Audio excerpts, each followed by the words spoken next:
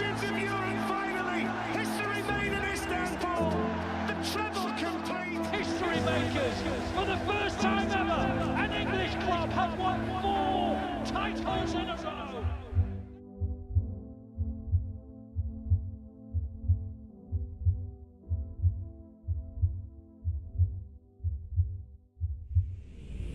Hello everybody, welcome back to Typical City, the final... Whoa, we've got a bit of an echo there, bit of an echo.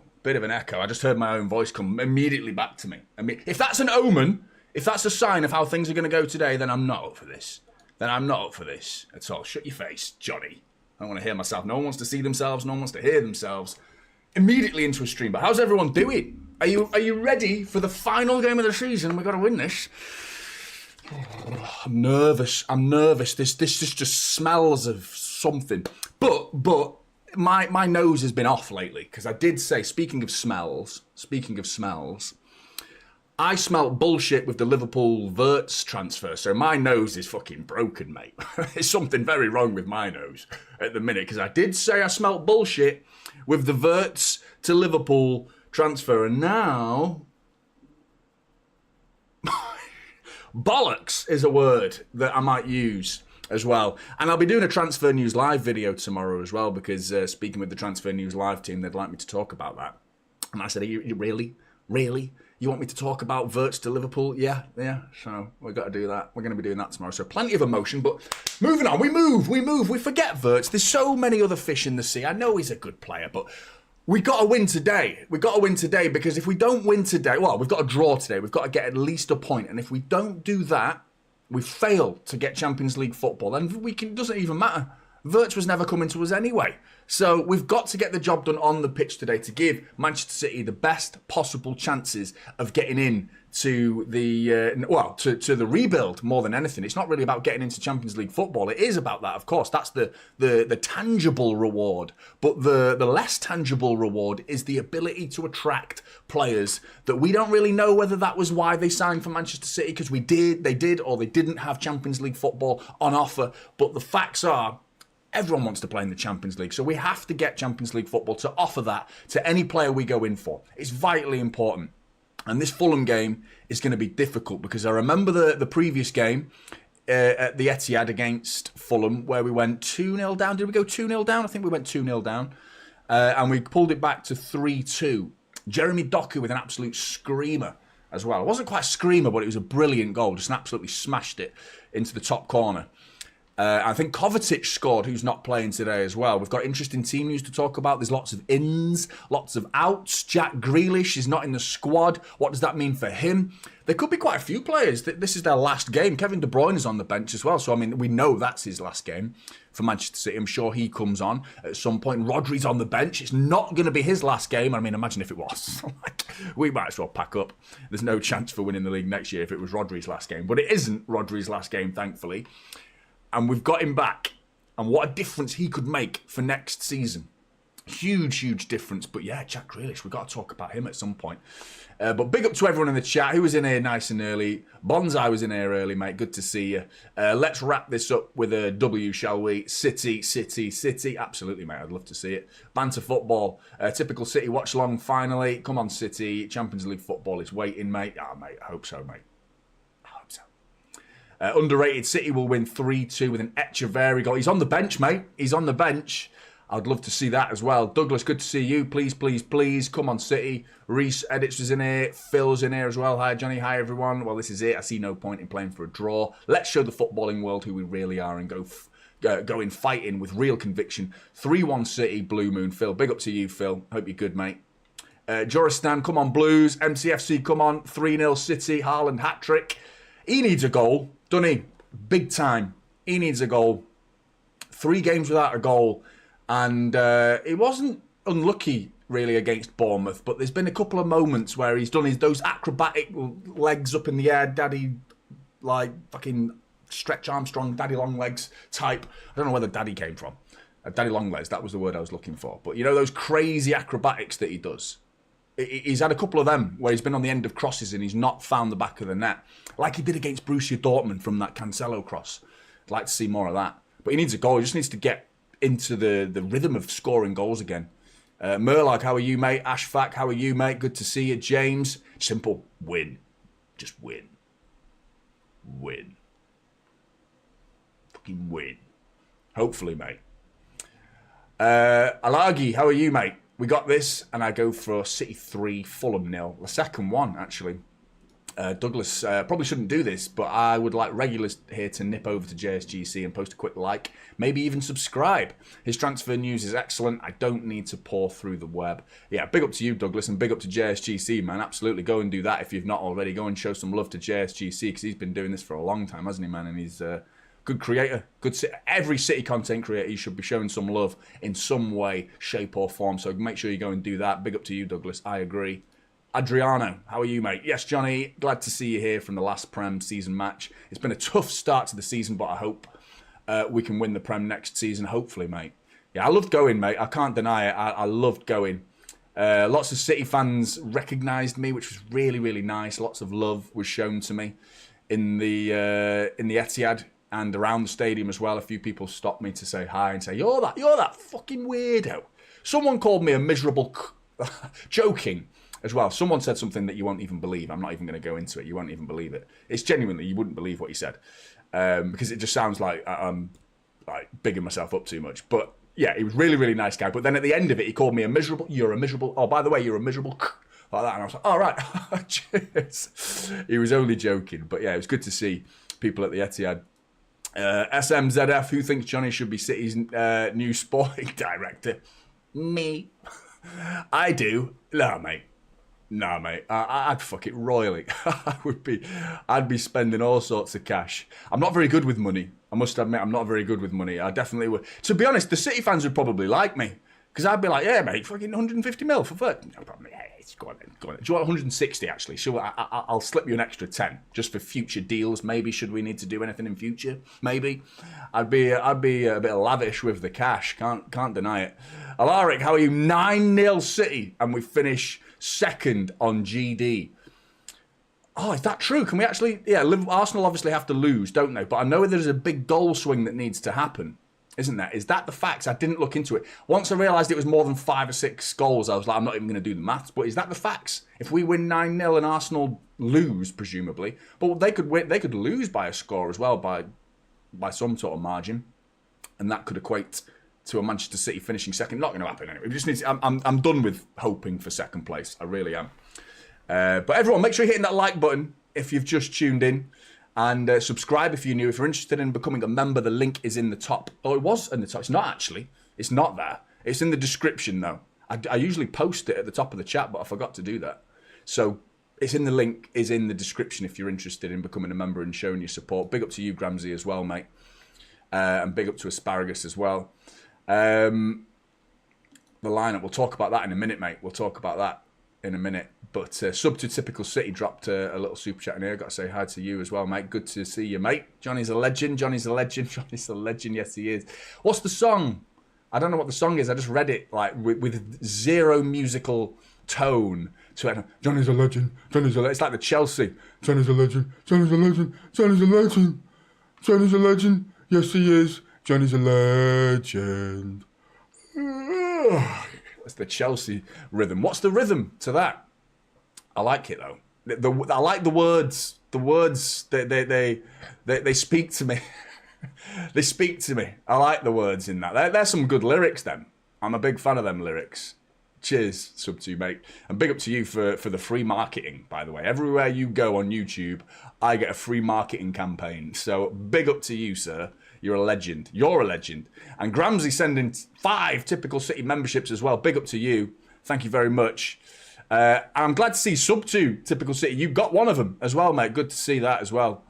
Big up to you guys. Thank you very much for your support, Gramsy. That's so kind, mate. Nice and early into the stream as well. Massive, massive respect. And if you haven't hit the like button, please do that as well. And Gramsy with another incredibly kind donation. Mate, you're a legend. 5 members for 5-0. Let's go City. Big up to you, Gramsy, mate. I'd love to see a 5-0. We need a big scoreline, actually, because it's been too long. I mean, the last big scoreline was probably Newcastle, I think. 4. We put 4 past them. Obviously, we've had some this season. We put 6 past Ipswich away, actually, which was a decent Premier League scoreline against anybody. Putting 6 past them's good, but yeah, I'm excited for the game. But let's get into the starting 11 because there's some interesting selections in there for me. I think Doku starting is exciting. I really wanted to see Nico O'Reilly though, because what's people think about Akanji and his return to the Manchester City side? And Pep obviously has a soft spot for him. I think he shows a lot of love to Manuel Akanji, and I get it. I think he's been a brilliant player for us in the treble-winning season. Last season, I thought he was fantastic. I think this season there's been not an aggressive decline, but it's been slow. And since he's come back from injury, he's just been a bit... It's more on the ball that worries me than anything. His defensive work's not been too bad. I don't think he's been making any defensive clangers or anything like that. I just think he's been a bit wayward with his passing. His first touch looks a little bit off. He looks nervous, if anything, which is a concern. But he's been trusted again to partner the centre-back of Ruben Diaz. So it's going to be Ederson in goal, Núñez at right-back, Akanji and Diaz and Vardiol. And we'll talk about what that back four is going to do in a minute when you look at the players that are in front of them. I'm not sure Vardiol's going to be coming forward too much in this game. But we'll speak about that in a minute. Nico Gonzalez in midfield. I was really hoping we'd see Rodri, but I get it. Slow and steady. I don't think it's absolutely essential that Rodri starts this game. I don't think it is. I think it'd be really nice of Pep to have done it. I get the reason why, though. He's back from a big injury. We're not talking about a couple of weeks or a month out. We're talking about the whole season. You want slow and steady, just like getting back into the rhythm, nice and easy. A little 15-minute cameo against Bournemouth. I mean, that was so good. I'm so glad I went, man, for the return of De Bruyne. The Marmoush goal was arguably one of the best goals I've ever seen at the Etihad. And I spoke about that in one of my recent videos as well. What a fucking goal that was. That was absolutely ridiculous. Absolutely. I just stood up and tried. I just didn't know what to do with myself, man. I just went silent, completely silent. And it was weird going to a game. Big up to the guy sat next to me. I didn't know him. But I was having a good chat with him. But I wanted to try and avoid commentating on the game because I've been doing watch-alongs. You know what I mean? You get into the swing of things and you just like start talking because you communicate the game, don't you, in a watch-along? And I had to break that habit. I can't remember the last time I watched a City game where I didn't constantly fucking non-stop chatting all the way through it. So the guy next to me got an absolute earful off me. But he's such a nice guy. Big up to him. If he's watching. He didn't actually recognise me, so I was kind of glad about that, to be honest. Because otherwise, I didn't want to make him feel uncomfortable or anything. But, anyway, so let's go into the team. Gundogan is alongside Nico Gonzalez. Bernardo Silva. Chill out with the spamming, people. Appreciate the support, though, by the way. Big up to you. Just chill out with the spamming, man. Gundogan alongside Nico G. Bernardo Silva. I think this could be a 4-3-3 as well. On my screen is 4-2-3-1 with Bernardo Silva on the right. We could see Marmoush on the right and Doku on the left and have a bit of a 4-3-3 system going on with Bernardo Silva, Gonzalez and Gundogan as the mid three and then the front three of Haaland, Doku and Marmoush. And I wouldn't have a problem with that either way. But I think Bernardo Silva could be on the right and maybe tucking inside a little bit to get alongside Marmoush.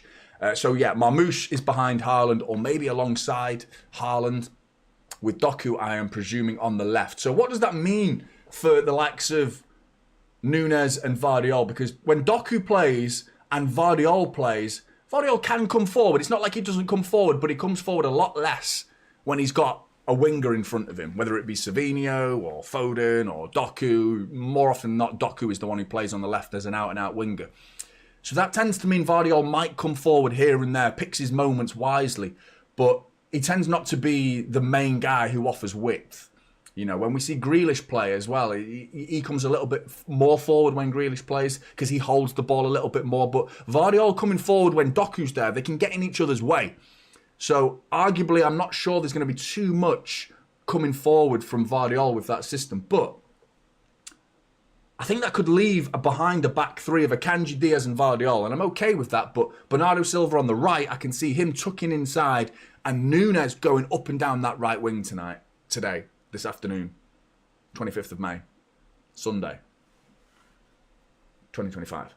Núñez, 100% can see him bombing up and down that wing. And I mean, I think he's been all right this season. You know, Núñez has made some absolute clangers in certain games, like really dropped the ball in games when he's been playing well, which has been so frustrating to watch. He did it against Bournemouth the other night. Wow, I thought he was so good. You were playing so well. Núñez was brilliant against Bournemouth, and then he just gives the ball away. So frustrating. That should have been 3-0, not 3-1. And he gives the ball away in a stupid moment. It was almost identical to a sort of that same area of the pitch where he's just looking back and he just a lapse in concentration where he gives it away. And United in the Manchester derby, he handed them those 3 points in that game. But I actually think Núñez has been doing a reasonably good job. I think right now what we have available to us as players that can play in the right back position, I think he's the best we've got. You know, I think Lewis is a more of a midfielder for me. I think he's better playing as a central midfielder or a defensive midfielder. And again, we've got better players for that role than Rico Lewis. And I just think Núñez's athleticism is more than good enough for Manchester City's needs in that right back position. I do find it odd that Pep's had a crazy season this season. You know, and there's so many people that want me to call out Pep and just say, that's it, I'm done with Pep. But there's no way I'm going to be writing off Pep Guardiola at the beginning of or even at the end of one bad season. You know, at the beginning of next season if it starts going wrong. No. I think at the end of next season, if this continues with the decision-making that's happened this season, then there's a conversation to be had. It doesn't need to be rash. It needs to be rational and fair. But I do think next season there's a conversation there if it continues. But we're talking about one season here where we're so upset with what's happened at Manchester City that we are turning our backs on the man that has achieved so much for this football club. But I am baffled by the decision to continuously rotate players, especially when he found that winning formula. That's been the biggest one for me this season. When he found that back four, and he played it for like 3 games in a row. O'Reilly, Vardiol, Diaz, Núñez at right back. I was like, it's working, mate. You're winning games. You're winning games. The balance of attack and defence and the blocking of transitions. We weren't getting hit on the break anymore because we had the pace. We had the power of O'Reilly and Núñez. It was just working, mate. And Vardiol is a brilliant ball-carrying centre-back as well. So he was coming out here and there and he's just composed on the ball. And if we needed shots to be blocked, Ruben Diaz throwing himself in front of the ball and last-ditch defending from him. And then changes it. I didn't get it. I don't get it at all. I was baffled by that, and he's doing it again. So I don't know what Nico O'Reilly has done to deserve being benched, but there was a couple of moments where he was like slowly declining a little bit. But it's like, yeah, he's going to have the odd little 10, 15-minute cameo of being bad in a game. I think he's entitled to that. He's a kid, man. He's so young. But certain players are trusted more than that with Pep Guardiola, and I'm a bit... That was the big one for me this season. I'm like, I don't get that at all, the changing of the back four. But guys, in the chat, big up to all of you in the chat. I'm only watching City today. I'm sure the game is going to update me with what's going on elsewhere, because we've got Chelsea versus Forest elsewhere. We've got Newcastle versus Everton, and United. Obviously, we need United to do us a favour today and beat Villa. We need someone else to take points off someone. And the Chelsea Forest game is going to be so intriguing. I mean, tell you what, if we'd won this game and we were already in the Champions League, I'd be so watching that game, man. It must be such a good game to watch, the Forest versus Chelsea game. I'm well up for watching the highlights of that game, whatever happens, because that's huge. That's huge, that game. The fact that one of the sides that are in this race are facing each other, that's so good, man. Exciting. But yeah, I imagine Villa are going to go and wipe the floor with Man United. Man United. Oh, who enjoyed that the other night then? Me. I enjoyed that. I enjoyed that very much. And who else was thinking Maguire up front at the end? They're gonna do it, man. They're gonna do it at the end. They were gonna sneak something. But you know, you can only ride your luck so much. You know, they blagged their way through. Was it the quarterfinals where they said that was as good as 99? That was as good as 1999, beating Bayern Munich to win the Champions League. What? A quarterfinal in the Europa League? Last minute comeback. That was a good turnaround. Brilliant. Yeah. You got to have a piece of silverware at the end of it to start comparing it to the likes of 99. You're having a fucking laugh. That was like 99, that was. That was just the same. I got the same feelings. You got the same feeling. Oh, no, you didn't. No, you didn't. No, you didn't. You're an idiot if you did. You have no self-awareness if you thought those must be the same feelings. Absolute lunacy from Man United. But Spurs, man, it's been a weird season. It's been a really weird season. I mean, Liverpool doing what they did this season isn't that weird, to be honest. It's not that weird. They won the league, and I felt like they deserved it, in fairness to them. But Newcastle bagging a trophy, Palace winning their first trophy in 120 years, Spurs winning the Europa League first trophy in, what was it, nearly 20 years. Spurs winning a trophy. It's been crazy. And City doing the decline that we've done this season. Absolute barn pot season it's been. Craziness. Crazy. But I feel like next season I'm hoping for a little bit of normality from City and the rest of the season. And normality in this day and age means City win. That's normality nowadays, isn't it? Looking at the league table now, City in third. 3 points behind Arsenal. We need a big goal swing, don't we? Can't remember who it was who was highlighting it. But yeah, 100%, man. Can't see that happening. But yeah, we just need to get that point and then we've done it. But arguably, I don't know. Who thinks we're losing this game? Is there anyone in the chat that thinks we're losing this game? Because I swear to God, man, I'm feeling smug. I'm feeling like quietly confident, and I've got that feeling that I've had in so many games this season, where I'm like, deep down, you're just like, we're gonna do this, surely, right? How many times have you felt like that as a City fan this season? Yeah, we're gonna do it. It's of course, yeah, of course we are, and then we don't, and then we lose. Fucking hell. Most aggressive postman ever. The fuck was that? Guys just dropped a fucking brick through the letterbox. Scared the living shit out of me, that did. Anyway, I mean, as long as we get through, I'm not that bothered. But I must admit, I'd be very disappointed in a draw. But I'm like, there we go, we're in. As long as we get in, I'm not too fussed because it would sum up this season. But I think a loss and not getting into the Champions League would also sum up this season, unfortunately. Who do I think we need to buy? Wirtz. I would love to say that's going to happen, mate. It's done, innit? It's dead. Shame, man. I'm a big fan of Cherky. That was my alternative to Wirtz, and I don't see the downside to getting Cherky, considering the price. You know, Ryan Cherky right now, you can get him for 22 million. The second you buy him, you could sell him the next day and make a profit. So where's the problem?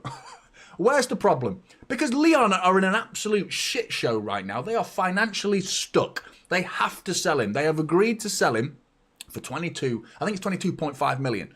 So with that in mind, a player of that quality that's so young, the second you buy him, you're immediately making money. So I don't see why anyone wouldn't want to be in for this player. Because and City love a money-making player, a player that you can buy to make money on in future. That's straight right up our street, that is. You know, we always do that, buy players to sell on. Goes back to the Aaron Moy days. Big up to the Aussies watching, you'll know what I'm talking about. We signed him purely to make a bit of money.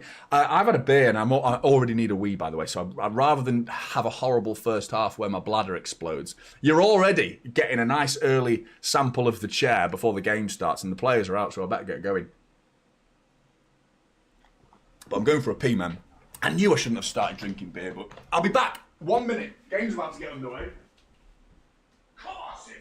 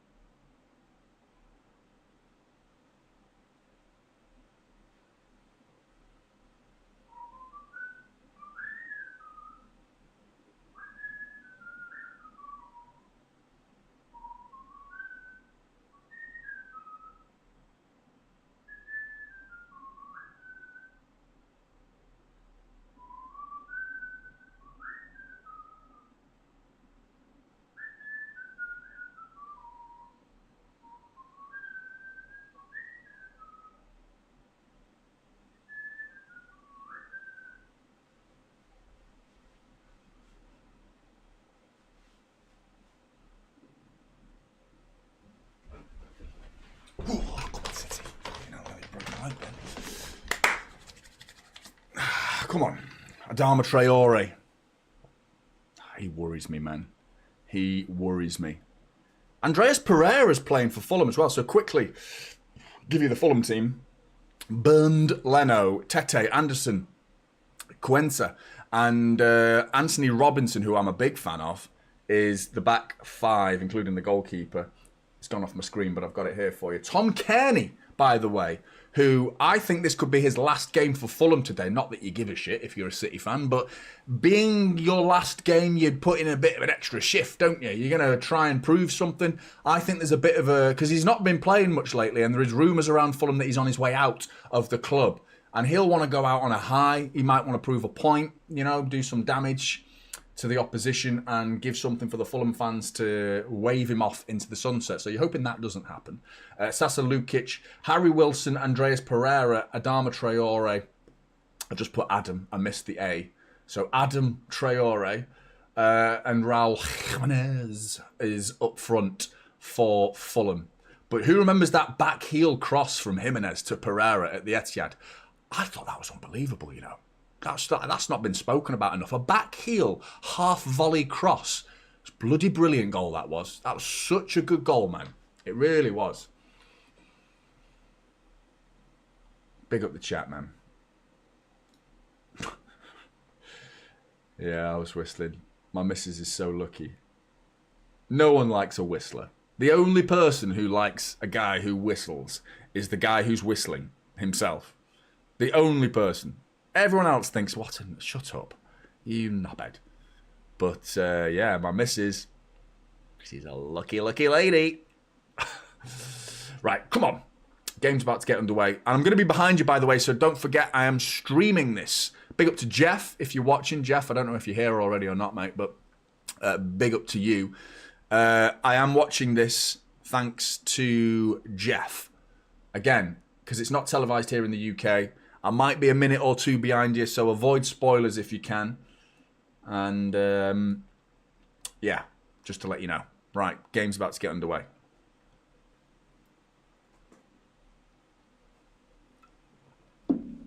Make sure you hit that like button, everybody. Show some love.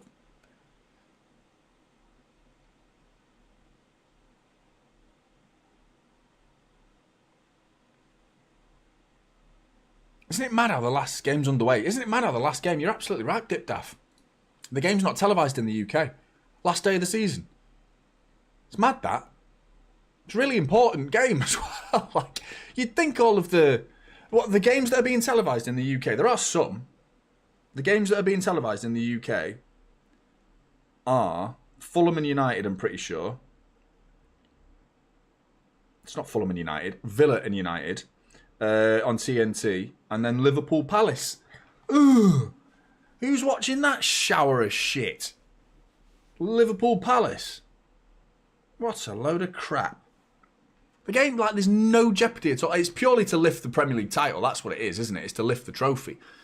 So there'll be plenty of Scousers watching that, but not many other people will be watching that. Everyone will be scrambling around for a link to Forest and Chelsea. And this game as well is so important. So important. And the world's against us today, man. Everyone wants to see City not in the Champions League. Because if we don't make it, what are we going to do? What are we going to do? Gramsy, mate, you're a legend. If KDB gets an assist today, he would be the only non-United player to hit 120 Premier League assists. Is that true? Also, who's the others then that have done it? Also, last time Fulham beat us was 2009. And we have an aggregate of 52-7. We have done really well against them in recent times. Here we go. Haaland, lots of space for him. Edge of the area. Lays it to Marmoush. Oh, it's the pass. He's overhit it. The intention was good, but I'd argue Haaland there needs to be a bit more selfish. He's done... I suppose he's trying to find his teammate. Marmoush with a late run. Haaland holds it up about 5 yards outside of the edge of the area. Gets a run, like, across him. And... behind a Fulham defender, tries to lay it to Marmoush, probably just about overhits it. Well, not probably, he does, because it goes straight to Bernd Leno. But I'm thinking Marmoush probably shouldn't have gone across him. and maybe stayed a bit further wide and let Haaland cut onto his left foot. Have a shot, mate, outside the edge of the area, 1 minute into the game. Have a shot nice and early. You don't really get presented with opportunities to shoot as often as that. But if that's anything to go by, and we're going to be given that amount of space on the edge of the area, then we're winning this game. We're winning this game, I'm telling you right now. If that continues, I'm hoping that wasn't a one-off. Because, yeah, Fulham have gone back into a pretty deep shape. But, yeah. Speaking of Gramsci, yeah, Fulham beat us in 2009. Mate, I remember, like, we used to, like, have a big battle with Fulham in League One when we were down in Division 2 together with Fulham. They won the league, if I remember rightly. And then they came up as well. Both City and Fulham were climbing the league tables together, you know, back in 1999 when we got promoted. I think we got promoted via the playoffs in 99. I think they won the division that year and they wiped the floor with everybody in League One. And then the next year, I'm not sure they went straight up. I know we went straight up again into the Premier League, but I think Fulham might have done that not too far after, or maybe even did it with us. But nice ball here, switched to Doku, who's at the byline. Tete comes out to him, whipped in cross from Doku, and it's cleared. Edge of the area is Ruben Diaz. Good to see Nico Gonzalez get a goal the other night as well. Was that bad goalkeeping or was that a good finish, Nico Gonzalez? I've heard very mixed opinions on that because I thought more bad goalkeeping, to be honest, for that finish. But still, yeah, I thought he'd missed his opportunity. I think, was it Marmoush who was up with him? I thought, you got to pass it, mate. And he didn't. And then I thought the opportunity gone, but then he just whipped it in at the near post. Lovely little finish against Bournemouth for Nico Gonzalez's first goal. Big up to you, Jeff. You're a legend, mate. You're an absolute legend. And, mate, thank you for another season of content because I wouldn't be doing this content without your hospitality, your American hospitality to allow me to watch the game so I can bring watch-alongs to other people. So W's in the chat for Jeff, man, because this season, Jeff, the Peacock stream just glitched a little bit. Genuinely, as I'm giving you praise, it just glitched a little bit. So, Jeff, mate, sort it out. Come on, Jeff. I'm joking, mate. Big up to you, Jeff. It genuinely did just go for a second as I'm just like, Jeff. But yeah, man, 100% Jeff. I wouldn't have been able to do it without you, mate. Tough season. But let's get top 4 and then go again next season. Also, if anyone ever needs a friend, please email me at jeffspruance. Jeff, mate. And remember that you're not alone. Jeff, by the way, Jeff is a... what's your exact term? What's your exact title? Counsellor is probably what you know as a psychologist. Jeff actually is in that world if you need someone to speak to. So Jeff very much is a man of his word if you are genuinely needing someone to speak to. So big up to you, Jeff, man. You're one of the kindest souls, mate. You can just feel the kindness through the chat, mate. I'm taking my socks off, which ruins the moment a little bit there. We were talking about how kind Jeff is and what a kind soul he is, and then I'm taking my socks off. Sorry, Jeff. But yeah, Marmoush with a free kick, edge of the area. It's over the bar as well. I think it was Doku who won the free kick prior to that. But yeah, man, I've had some mad shit happen lately, by the way. Mad shit. You know how I live here now? This is temporarily. What's the plural for curses? I'm so annoyed that I didn't know the words. So annoyed, man.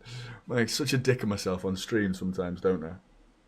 And I'm planning on going live more next season. I'm going to really start going live more, so you're going to really see the complete fool that I am, because that's one of the perks of not going live and making edited videos. It's like, if you make yourself look like a twat, you can just edit it out. But I'm going to go live a lot more just to make myself even more vulnerable. But, oh, lovely ball by Marmoush. I thought he was going to find Gundogan. Doku's going to keep this alive, though. Got some shit to tell you in a minute, by the way. It's madness. Absolute madness. But Doku, you won't believe it, by the way. Doku's skills, brilliant. But anyway, yeah. I should hopefully be moving house, because this is temporary. This whole thing is temporary. Big up to you, Jeff, by the way. This whole thing is temporary right now. But I'm moving house permanently hopefully at the end of the week. So there's going to be a little bit of downtime from me. Thankfully, it's off season. But I'm supposed to be moving at the end of the week, but we're still waiting for the search. Good ball that from Doku to Haaland to the byline. And it's cleared for a corner. Good run from Haaland and good ball from Jeremy Doku as well. But yeah, so moving at the end of the week, hopefully, waiting for the search to come back. And if there's anything on the search, then we won't be moving at the end of the week. But hopefully the search is clear and there's no problems with the area and the house, and then we can move in. Jobs are good, moving in. But you know where I used to live? I'm sure you do. An arsonist turned up and burnt it down. I'm not even lying. There's some mad shit happened in my life recently. Some of what I told you about during Christmas, which is absolutely crazy. Gundogan with the ball in, deep corner. Bernardo Silva keeps it alive, hoops it back in. Edge of the area, Doku and Gvardiol fought about, they got in each other's way. Doku with a shocking volley that ends up being a cross. Marmoush on the edge of the area. Bernardo Silva whips it in over everybody. Doku keeps it alive. First time into burned Leno. So yeah, some random bloke just set, you know, the previous setup. It's gone, mate. And I don't mean sold or knocked down, because that was the long-term plan. It was going to get knocked down. No, some fucking mentalist turned up and set the place on fire. He's been caught on the scene as well. So long story short, the property has been sold to a property developer, because there was land around the house that was going to be used to build a few houses around it. And we sold that anyway, but we still technically owned the house, even though the land around it was going to have houses built in there. We moved out because the person who bought the land around it wanted to use the previous house as an office type place. Long story short, that some random bloke just walked up to the house. The guy who's taken occupancy of the house where I used to stream from and using it as an office now, he saw on his Ringo, you know, on Ringo you can see people on your driveway and shit, and you can even speak to them. He was like, "Oi, what are you doing? What are you doing?" Guy didn't give a shit, puts his hood up, balaclava on, ball in here, puts his balaclava on, walks into the house. Next thing we know, obviously the guy called the police. At this point we have nothing to do with the property, but the guy calls the police. Police turned up. The guy took that long to set the house on fire. The police turned up at the place. Guy got caught, ended up battering a police officer up. A female police officer got beaten up for this, so big up to her. I hope she's okay. And yeah, after that, guy got fucking arrested. Turns out he's got priors in arson. It's like it's not his first house that he's set on fire. Some random attack. And I'm like thinking, what? So it was random. Because I'm thinking, did I do something? Have I done something to piss something off? Because is it a Scouser? Because I've said some things about Scousers recently. Maybe a Scouser's like found out where I used to live and started saying, no, it's nothing to do with anything I've said, nothing to do with the people who've taken over the house occupancy, just a completely random act. So I'm like, imagine if that had happened 6 months ago. Me and my family would have been in there. What the fuck? What the actual fuck, man? Like, craziness, man. Craziness, man. Guy's locked up anyway, and they caught him on the scene. I know his name. I'm not going to give it you because I just don't think it's appropriate to be giving out names on social media. But yeah, I know the name because I'm glad I don't know the person. But insane, absolutely insane.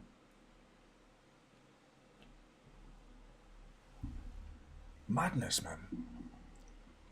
So yeah, it was sad, man. Like just picturing my little room that I used to stream from literally got set on fire.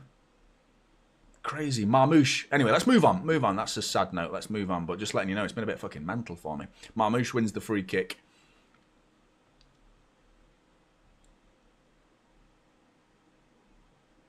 Bernardo Silva, who's playing quite deep in this game, as he has done in recent times. After this video, if you haven't checked it out, go and check out. There's Akanji again, a bit sloppy with the ball. But Gvardiol, on the other hand, he's not sloppy. Wins the ball back, dinks it to the back post, and it's cleared. But Akanji was trying to find Haaland, in fairness to him, but the ball just wasn't quite right. And then Akanji gives away the free kick on Raul Jimenez. No, he doesn't.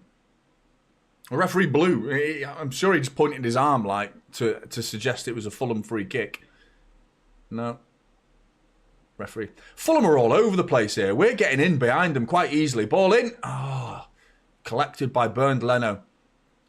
But I'm telling you right now, if this game carries on like this, we should be scoring soon. And if we don't capitalise on the opportunities, because we're getting in behind them quite easily. They're not playing that deep.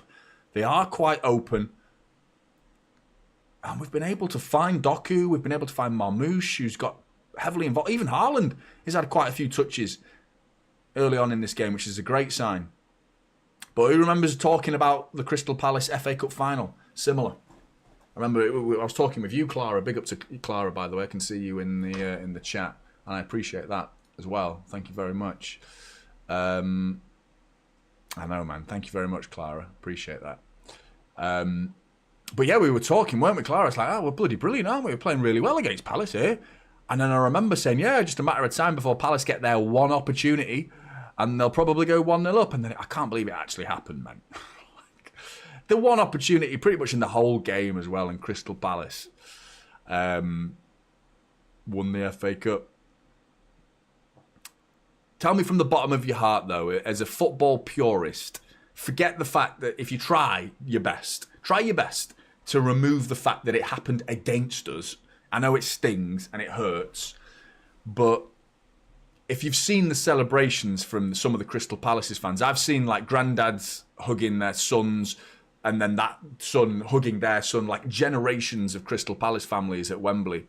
Ball in again, and it's cleared by Tete at the back, just in tears. These family generations just in tears, man. And to see it, it was emotional. And I know City, it happened against us and it stings, but I must admit, I was happy for them. I wasn't happy for Palace, the players or the club. I'm not asked about them, but a fan base that has never seen their side win a trophy. That's got to be unbelievable, man. That's got to be such a feeling, like, to never win a trophy. Insane. Big up to you, Micah. How are you doing? Do you think we are going to have a bad summer given we lost Wirtz? Also, what do you think of all the fans being disappointed by him not joining us? Great question. And it bothers me a lot how much. It's been a massive overreaction, I think. Massive overreaction from the City fans. And I am disappointed, but there's a free kick here for Fulham to defend. And defend it they have. Cleared. I need to start selling T-shirts, don't I? Just with ball in, ... and on the back, cleared. Here you go. Doku, ball in, cleared. Oh, man. Yeah, I think it's been an overreaction. I'm hugely disappointed. And I think it's been really... Doku. Oh. We're all over him here, you know. We are all over him here. And I'm talking about other things, to be honest. I should be talking more about what's going on the pitch here, because we've been dominating this game so far. We really have. And I don't think I've exaggerated that by any stretch of the imagination. Probably not enough, if anything. Giving away. I thought Fulham were about to go on the attack then. But yeah, Micah, mate. Yeah, I think we could still... Wouldn't it be nice to not sign Wirtz and still win the league? You know what I mean? Just goes to show that it's not all about individual players, you know. One player can be that detrimental to the side's chances. That's crazy. So there are some fans out there that genuinely believe that because we didn't sign Wirtz, we are therefore not going to win the league. But if we did sign Wirtz, we would go and win the league. That's just so far from the truth. You know, we could go and sign 2 or 3 players. And yeah, I don't like the logic that buying 2 or 3 mid players is better than buying one superstar. Ball in from Doku. Bernardo Silva lays it off and he just underhits it to Gundogan. But Doku's been heavily involved in this game so far. So much of City dominating this game, getting into that final third, and we're just waiting for a moment where we can actually cross the ball with a bit of accuracy, find a blue shirt in that penalty area. But it's not too dissimilar to the Palace start in the FA Cup final where we just bossed it. Here you go. Nico Gonzalez, ball in. Guess what? Cleared. Fucking cleared. And Doku's given a foul away as well. He's actually sent someone on his arse. Tete's on his arse. Took a whack off Doku. But yeah, no, I just don't think Wirtz is essential for Manchester City. I think it would be huge. The sour note for me is he's gone to Liverpool. Because I made 2 videos on it. One talking about smelling bullshit, which has come back to bite me firmly in the arse about him going to Liverpool.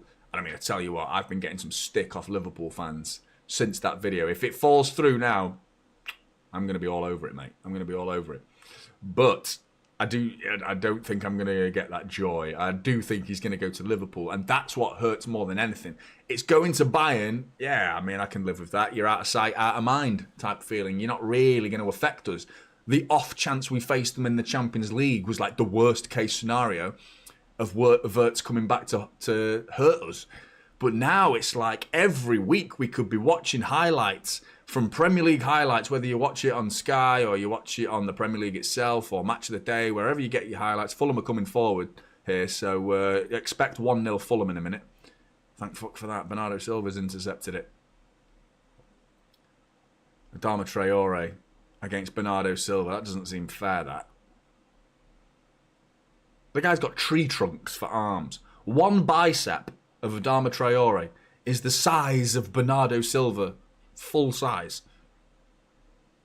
Ridiculous human being, isn't he? He's such a unit. Such a unit. 10 out of 10 window. Morgan Gibbs-White plus Cherky, Reinders, Livramento and Cambiasso and a backup keeper. You would keep Eddie. This would be a 10 out of 10 window. I think you have to give 10 out of 10 window to Wirtz. I don't think it's possible for us to get a 10 out of 10 window because we've already gone down a notch. But that's not far behind. I'm still not convinced by Morgan Gibbs-White. I don't know why. I'm just getting bad vibes. And I think there's a good player there. There's no doubting he's a very good player. And he's done very well at Nottingham Forest. I just think the step up in expectations, you know, the feeling of going from big fish, small pond to medium-sized fish in a big pond, you end up becoming less important. You take your ego, if that matters to you, can take a hit. Depends if it's egotistical. You know, you see it so many times. You know, I'm not going to say Calvin Phillips or anything like that, but you see so many players that are just like superstars in these lesser clubs. And maybe not lesser sides. Forest are like barely behind us this season in terms of like where they are in the league. But in terms of the club, in terms of where we are, in terms of the ability to pay the player and attract top level quality, there's a massive difference between Nottingham Forest and Manchester City. And I think a fair person would admit that. So he's going to come and join this Manchester City side where the expectations are through the roof. Through the roof. And City fans are feeling like a bit down as it is. We've had a bad season. We've lost our best ever, arguably one of our best players ever in Kevin De Bruyne. Here you go, Nunes bursts forward. Mateus Nunes, little dink. Gundogan off the bar and in. Yes! Yes! Ilkay Gundogan with an overhead kick in the 6-yard box. Give Manchester City the lead, and it's everything we deserve, man. Everything we deserve. We've been bossing this game. And the ingenuity, the athleticism, the acrobats from the ageing man who apparently needs a Zimmer frame just did a backflip in the 6-yard box and smashes it off the crossbar and in. And a great bit of link-up play from Marmoush on the right, brings in Mateus Nunes, who uses his pace, uses his power to get past, who I think is Anthony Robinson. He just bursts past him. And then little dink from Nunes, unfortunate not to get the goal himself, but then Gundogan's finish, mate. It's not far out, so it doesn't get as much credit. It's close to the goal, but the quick thinking from Gundogan and the fact that it clips the bar goes, well, a little bit of a little kiss. I love it when it kisses the crossbar, man. I am all about bar and in goals, mate. Bar and in. I live for bar and in goals. It's all about the bar and in. And Gundogan clipping the bar with an overhead kick. Come on, City. Buzzing. We're away, aren't we? So, yeah, 1-0. 1-0. 1-0. Big up Mullet. Big up Isa. R9. Gundo is inevitable. I think he's staying this year. Obviously, next year, I'm pretty sure he's going to stay. Checking offside. Checking offside. Why are we checking offside? Because I'm a naughty boy. I'm a naughty boy. Is this getting ruled out? What the fuck? Ah, referee goes. Goal. You're the centre spot. This is POV referee. You're the centre spot. Referee goes. Goal. Love it, mate. Buzzing, man. Yeah, it's because of Jeff. Luca. Is it Luca or Luca? I presume it's Luca. Yeah, thank God for that, man. I think he's been really good, Scott. I think he's been really good. He's just got a mistake in him, hasn't he? I don't know why that took so long. That's clear as day. And it's semi-automated. It's meant to be super quick. I've got bladder problems, you know. I need another wee. I'm not going to go. I'm going to wait till half time. But you saw, I went before the start of the game. Oh, what's going on? What's going on? He'll be back, Robert. He'll be back. 100%. Vita Heiss is a concerning transfer. Everyone wants to see Hussanov. No one's giving a shit about Vita Heiss, is there? No one's questioning where he is. What's going on there? Is this what a play? Have we just given it away? Why have we given it away? It's because we're Man City. That's what we do. Go 1-0 up, give the ball to the opposition. Make sure you make the game interesting. Keep it nice and spicy. What are you doing? Fuck it hell. Doku gets the ball back and we've won a throw-in. Silly, man. But yeah, Vita Heiss, what's going on? He's not even been that injured though, has he? I know John Stones 2.0 suggests he's been injured a lot.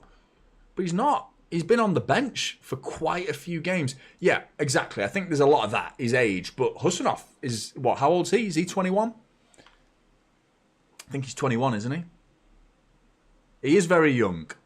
I think there's a bit of bulking out to do because he actually looks quite thin for a centre-back. Lovely ball down the line here for Marmoush. Just hold it up, mate. There's only Haaland in the box. Does really well. Brings Nunes back into the play, who gets it. It's almost a big, gigantic 1-2. Who cuts it back to Gundogan. Marmoush, edge of the area. Shot from Marmoush. Oh, that was nearly working its way to Haaland at the back post. But if we get 2-0 before half-time, we can start chilling here and enjoying ourselves. I know we could still not necessarily win the game, but surely we don't lose the game from 2-0 up. Surely. We got to get a second and then we can start enjoying ourselves a little bit.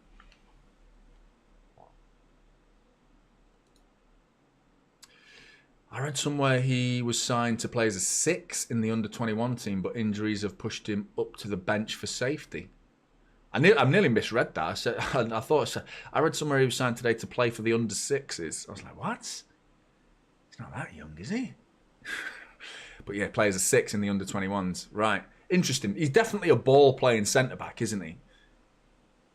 Which, yeah, straight up Pep Guardiola's street, that, isn't it? And I think that's good for the future. I just wonder if it's a bit of a money-making one. Another player that we've signed to not play for quite some time. Learn. Ball in from Anthony Robinson. Cleared by Vardiol. Wilson, edge of the area. Saved by Edison. Adama Traore on the rebound. Smashes it and it's blocked by Ruben Diaz. Or is it Nico Gonzalez? No, it was Ruben Diaz. He loves a shot block, doesn't he? He's brilliant at that. I love him, man. Like, he's not had a great season, Ruben Diaz. There's definitely games he could have played better. But you'll never question his ability to throw himself on a grenade. Do you know what I mean? He loves it. He loves it. Look at this. Look, he doesn't even hit him in a dangerous area. Hits him in the foot, but he's just throwing himself at it. Without sticking your arms out as well. He's good at that. He's really good at that. Gonzalez hoofs it. One for Haaland to chase. But yeah, no, I'm hoping Vita Heiss can start playing a bit more football.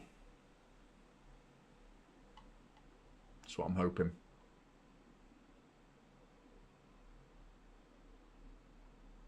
Big up to you, Hannah, as well. Thanks for your support this season. I missed treble season, Diaz. Actually, I just missed the treble team. Yeah, 100%, Hannah. 100%. What do you think about Grealish, everybody?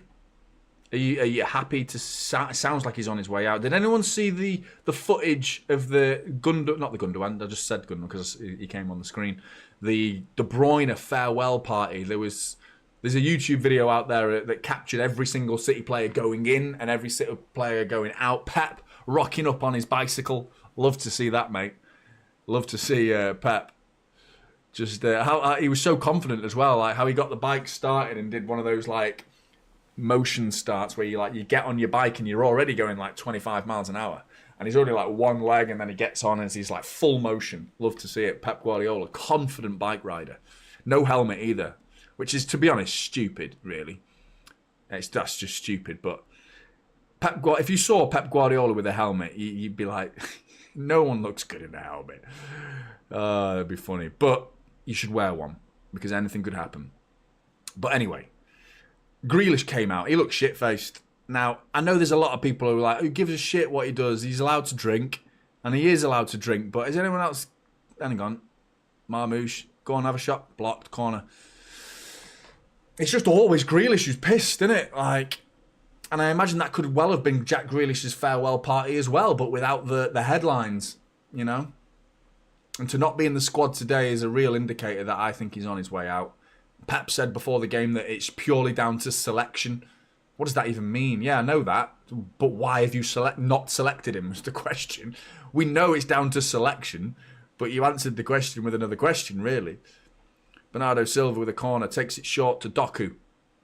Gets it back, Bernardo Silva. First time ball whipped in, or looped in at the back post, and Vardiol at the back post couldn't keep it alive, but Raul Jimenez in a little duel there with Vardiol. Does well there, Vardiol, actually. He looked like he didn't think he was going to get on the end of that, and then put the afterburners on and showed a bit of speed.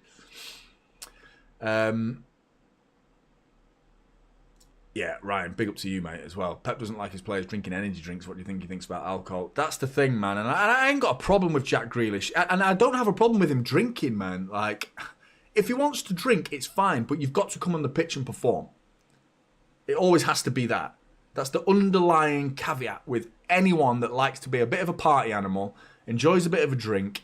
You know, all I care about is what you do when you wear the City shirt. You know, I don't care about your personal life. I don't care about, you know, your party animal ways, whatever you want to call it. Even if you're like Kyle Walker cheating on his missus. Lots of City fans turned on him for that.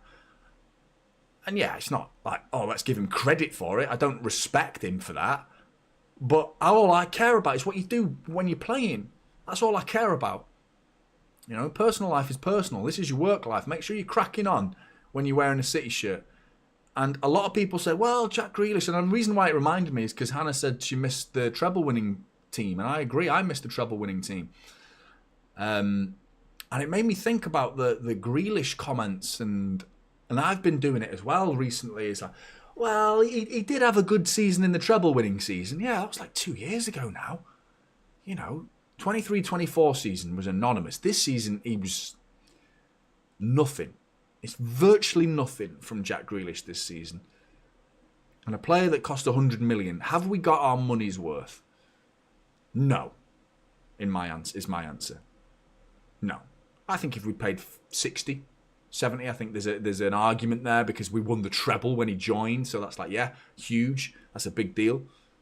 Ball over the top here. Adama Traore looks like he's onside here. And he can't control it because he's Adama Traore.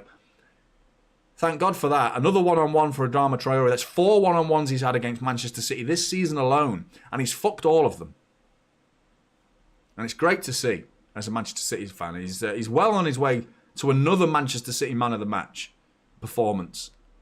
Adama Traore. Manchester City legend.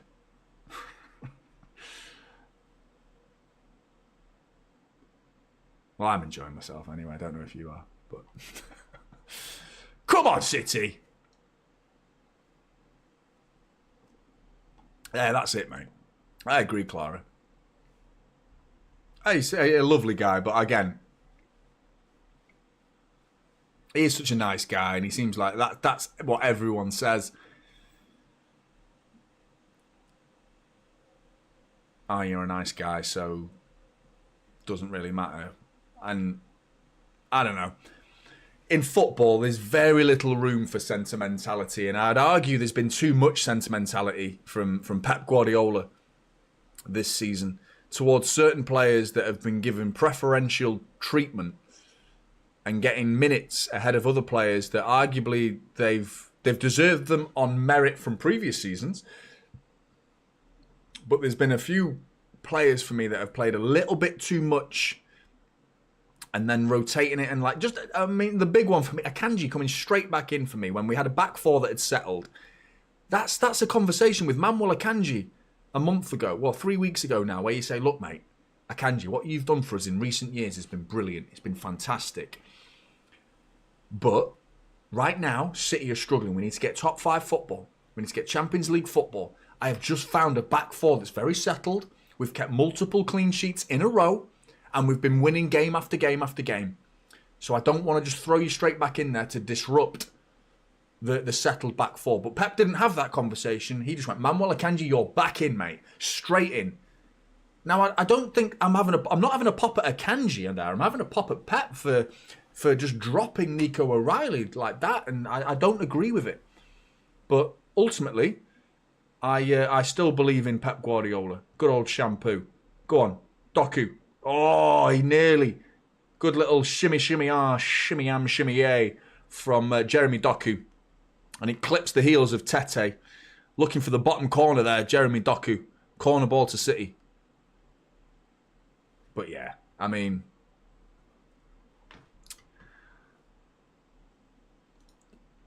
that's the thing. That's what I'm talking about, Gramsy, mate. I just remember the treble season where Grealish was instrumental, especially in the Champions League. I agree, man. That's the thing. And that was 2 years ago, though, mate, wasn't it?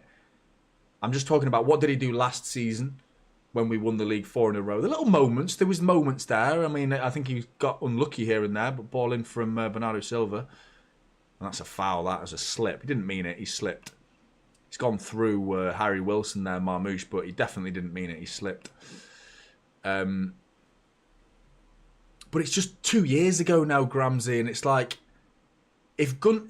I'm kind of like 2 seasons guy. That's my approach to everything, really. 2 seasons guy. You get 2 seasons with me, and you can have 1 season of being shit, and then if you can turn it around next season, great.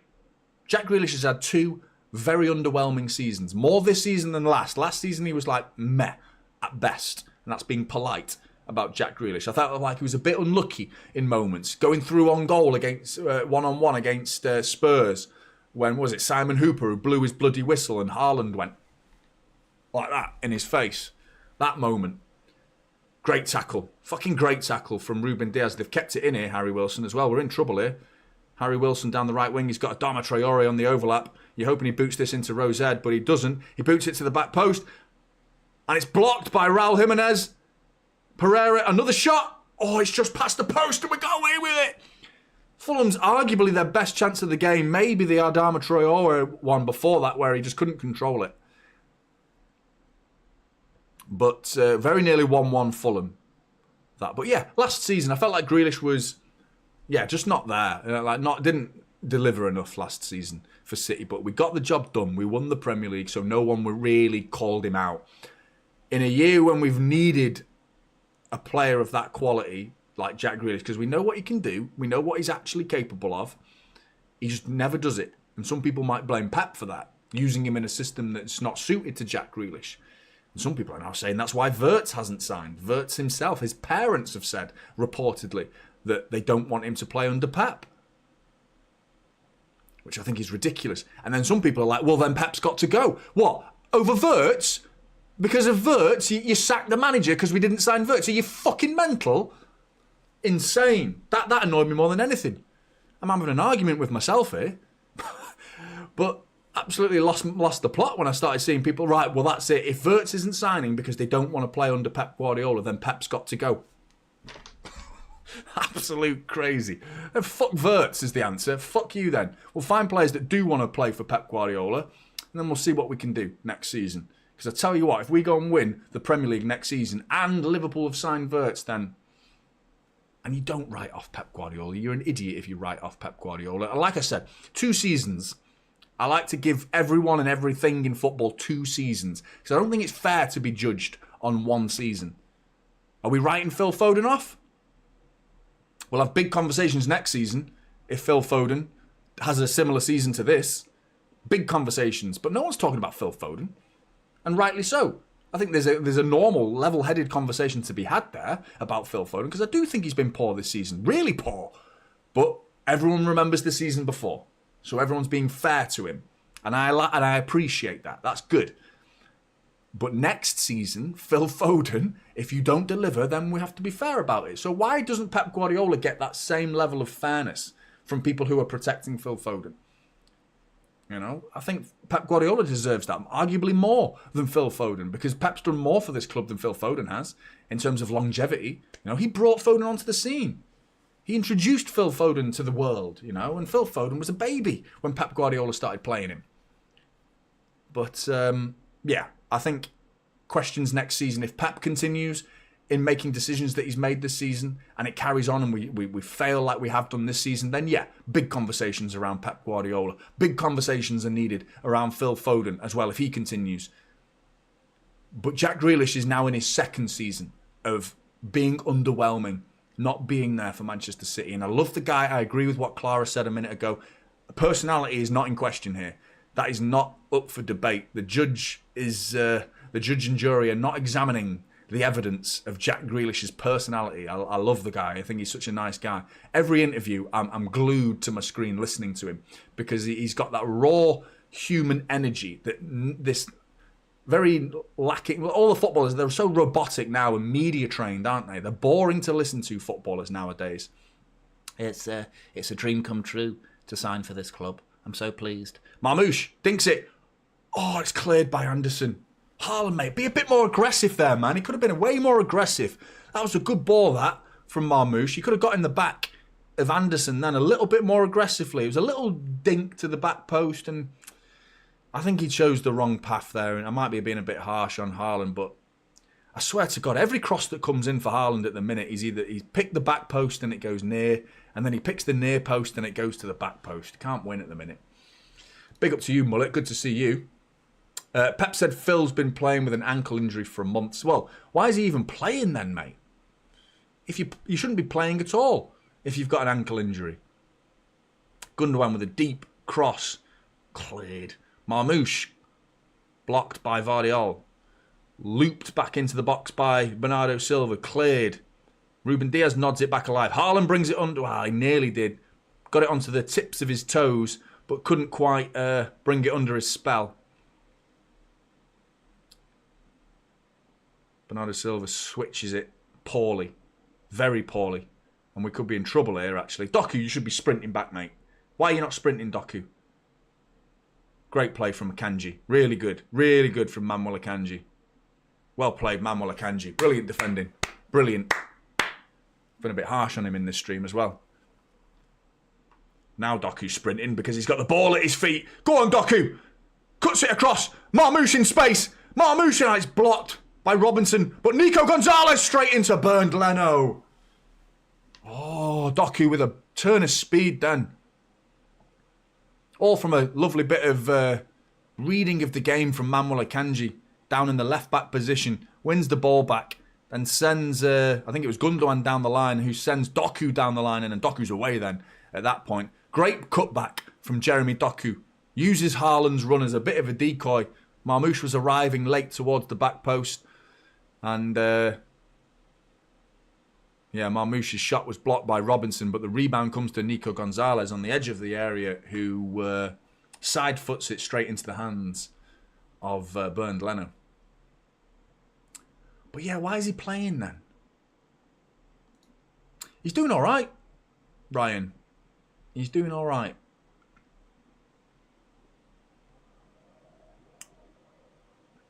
He's another one.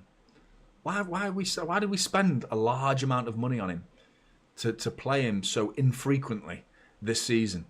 When there's been real moments where he could genuinely play. I wonder if it's just a bit of training, coaching. You don't get it yet. If Pep looks at Nico Gonzalez like, you don't get it yet, mate. You don't get the requirements. And that's fine. As long as he does get it at some point, preferably during the or before or during the FIFA Club World Cup would be nice. But if you don't get it yet, then yeah, you can't play. You know, it would be stupid to play him, it'd be throwing him under the bus if that Pep sees in training. Because obviously, we don't see what everyone sees, what Pep sees in training. We don't see that. We're not privy to that information.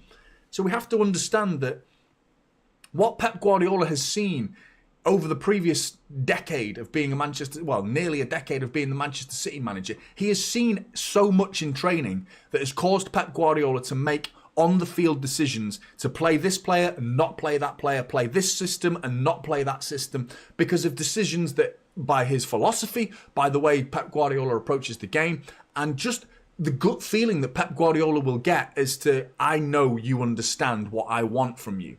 Whether it be back to the start when we were signing Milito and all those players that came in, Claudio Bravo, Harry Wilson's coming forward here. We could be 1-1 in a minute. What a save by Edison, but it's going to be... Oh, it's hit the side netting. What a save by Edison.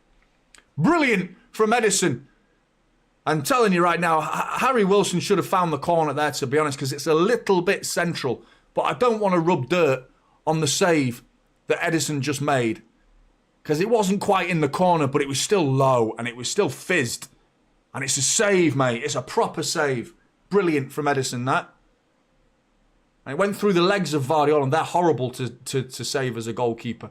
When it goes in through the legs of one of your defenders in front of you, it takes that millisecond longer to read where it's going, because it's gone through a player. It's hard to register in your reflexes. Brilliant, that, from Edison. And then the rebound looked like it was going to be 1-1, but he actually hit the side netting. It was a tight angle. Andreas Pereira couldn't turn it into an open net, but it was a tight angle. But Akanji's dinked one forward here. And we've got it under control at least. Great play from Nico Gonzalez. Brilliant from Nico Gonzalez, that is. Controls the game there. Sends Doku away. Go on, Jeremy. Go on, Jeremy. Step over. We need a second goal here. Nico Gonzalez, quicker. He's still got it. Nunes. Whips it to the back post. Oh, weird. It's weird. It's a weirdness. Weird. Tete, he's smiling at the weirdness. He tried to do an overhead kick, but completely fluffed it.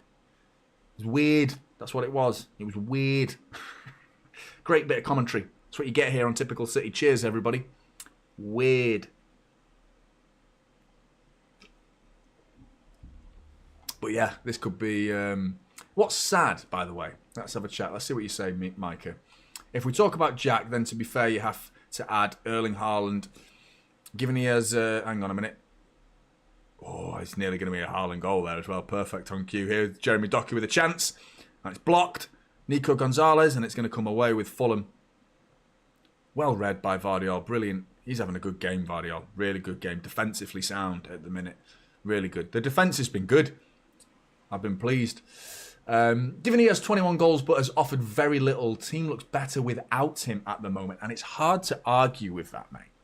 It's hard to argue with that last bit, because we were winning games. He's been one of the main points of what changed. We were winning games. We were winning, like, what was it, 6 in a row, 7 in a row? Haaland brings in Marmoush. Marmoush over the bar. But yeah, all of a sudden you bring in Haaland for 3 games and we lose 2 of them without scoring. But we did win against Bournemouth, and he played pretty much all the game. And I actually thought he wasn't anywhere near as bad as he was in the previous 2 games. He was against Bournemouth at home. He wasn't like, oh wow, but there was more involvement. I felt like there was a little bit of link-up play here and there from Haaland. I'd still want to see so much more than what he brought to the Bournemouth game. So much more. But yeah, I agree. There goes the half-time whistle. 1-0, Manchester City. Still so much work to do here, though. You know, because this is far from done. Fulham threatened on a few occasions in that game. But if we talk about Jack, then, to be fair, you have to add Erling Haaland, given he has 21 goals. Now, the only thing I would say about the beginning of that, Micah, is Haaland has got an unbelievable amount of credit in the bank compared to Jack Grealish, because of the bit you followed up with, given he has 21 goals. Jack Grealish doesn't have 21 goals. I don't think Jack has 21 G&A. in total since he's been at Manchester City. Correct me if I'm wrong, but I'm sure he's got less goals and assists in 3 years than what Haaland has got in 1 year.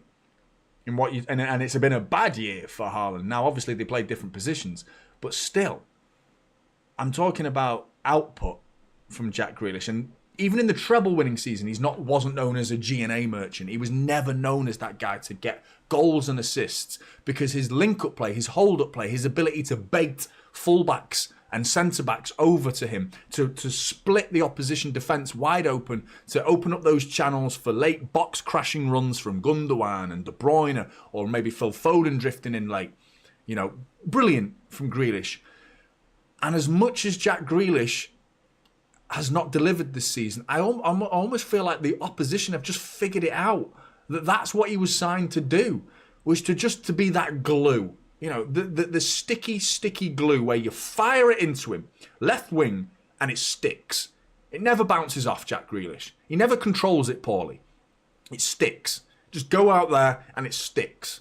It's just like a pad that's been painted with glue. Ball over there, it sticks. Grealish has got it. And then you want the fullbacks to go over. You want the centre-backs to go over and create those gaps. And that was happening week in, week out in the treble-winning season. And the opposition sides couldn't live with us.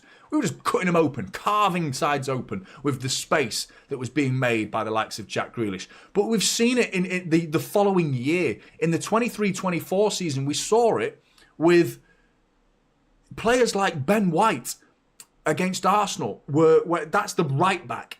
At times, and even though that was coming down the right-hand side, whether it be Bernardo Silva, they weren't falling for it on the other side of the pitch either. And it was Saka who was coming back and being the full-back. And the back four, rather than being stretched out, they became more narrow, and their wingers had to drop and protect.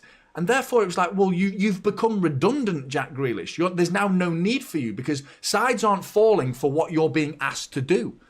Does that make sense at all? It's hard to do it without displaying it as giving you the actual screenshots and information. But I think Pep saw what was coming, which is why he signed Savinho and why he signed Doku. Because those two players are nothing like Jack Grealish and Bernardo Silva in terms of wingers. Nothing like them.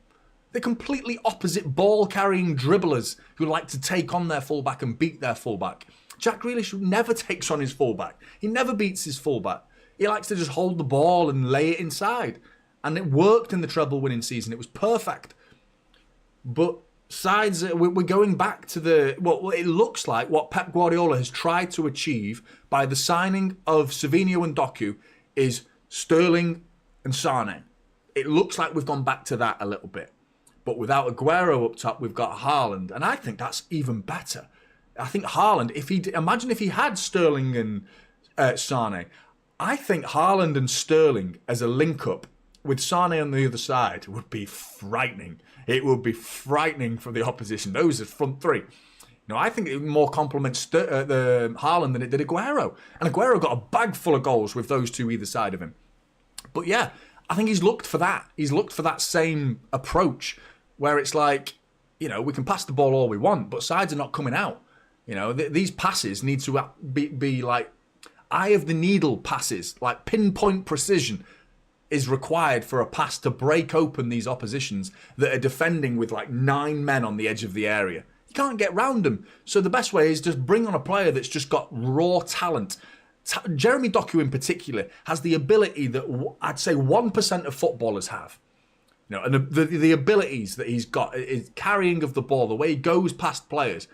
Very few players in the world can do what Jeremy Doku does. But I would say there's even fewer that can do what Jeremy Doku does and still calm yourself and cross the ball with accuracy. And Jeremy Doku's not one of them because he struggles. His end product still up for debate for me. But it has shown signs of improvement, I think, this season. Not enough. I'd like to see a lot more improvement from Jeremy Doku, but I still feel like there's bits there. There's like, maybe. There's definitely a future. He's still young as well. The chemistry between Haaland and Doku, for me, needs to improve big time. It massively needs to improve. But if you believe the rumours that came out today that Rodrigo could be signing for Manchester City as well, that is just another player that fits the bill. He's almost like a blend of someone who can hold the ball up and do what I just described with Jack Grealish, but someone who can just go past you in the blink of an eye as well. And maybe we could see a Brazilian partnership of Savinho and Rodrigo either side of Haaland. Who would play on the left, though? I'm not sure, because both Savinho and Rodrigo like to play on the right, don't they? Whereas Doku prefers it on the left. But still, I think Rodrigo to City would be a fantastic signing. And he would bring something that Savinho and Doku have not been bringing to this side. And that's, I want a player like Mahrez that's going to give you 10 to 12 goals and assists in both columns. You know, I'm talking 20 goal involvements per season from a winger.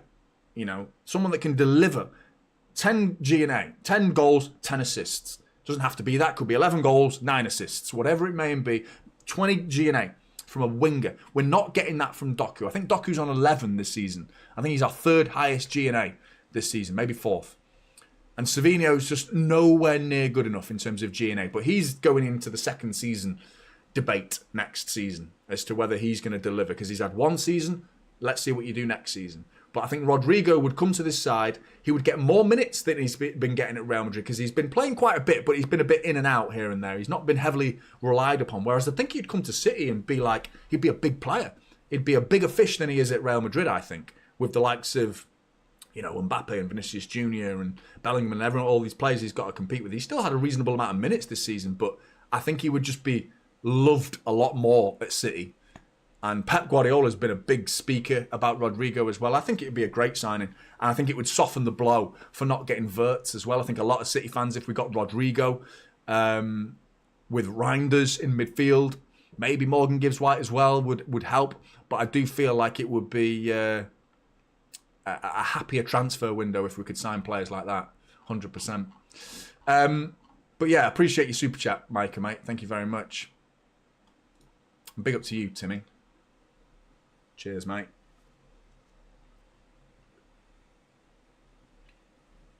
What's going on with the other games then? I need a pee. Just went on a massive rant then, didn't I? Proper rant. Sometimes I'm talking, I don't even realise I'm talking.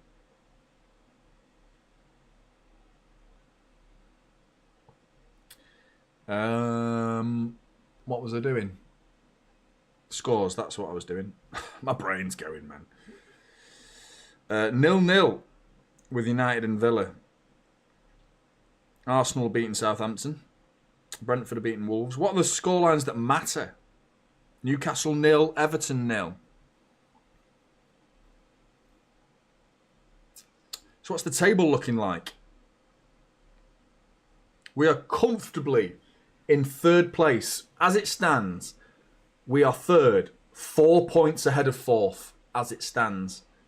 Which really puts a big difference in... It puts us in that top 3 bracket, doesn't it? Because we've got into the 70s.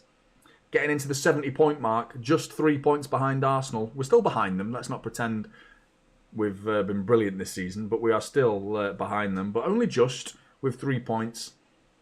And then the rest below us, 67, 67, 67, 66... all the way down to Nottingham Forest, who are in 7th place.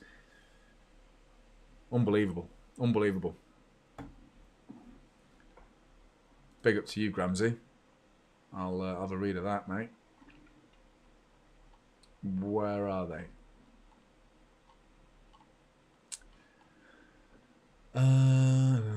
Over last 2 seasons, 2.9 key passes per 90. Is this for Grealish? Yeah, must be. More than KDB and Saka, and best of any winner in league. 3.02 big chances created, same as KDB over last 2. What's the per 90 for that? Because KDB barely played, did he? Over the last 2, 91.1% passing accuracy, highest of any Premier League winger.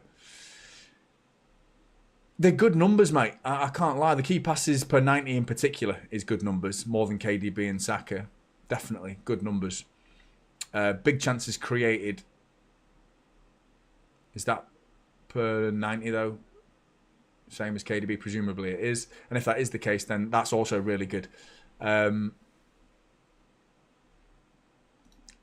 Almost 4 fouls won per 90. 1 key pass every 23 touches.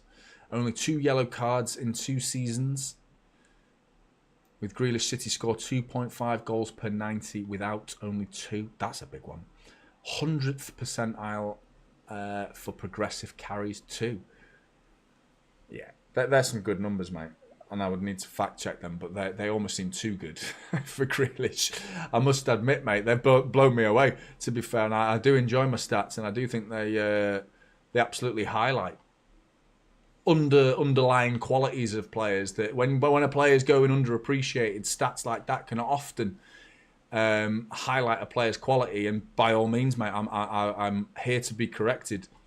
And those stats definitely suggest that Jack Grealish offers a lot more to this side than some people think he does. But I still think people want to see the G&A from Jack Grealish, and it's ultimately not been there. And I think you look back at previous seasons, while those stats are really good for Jack in terms of creativity, I think when you picture Mahrez, you picture Sterling, you picture Sane, those guys were getting into the double figures for goals every season.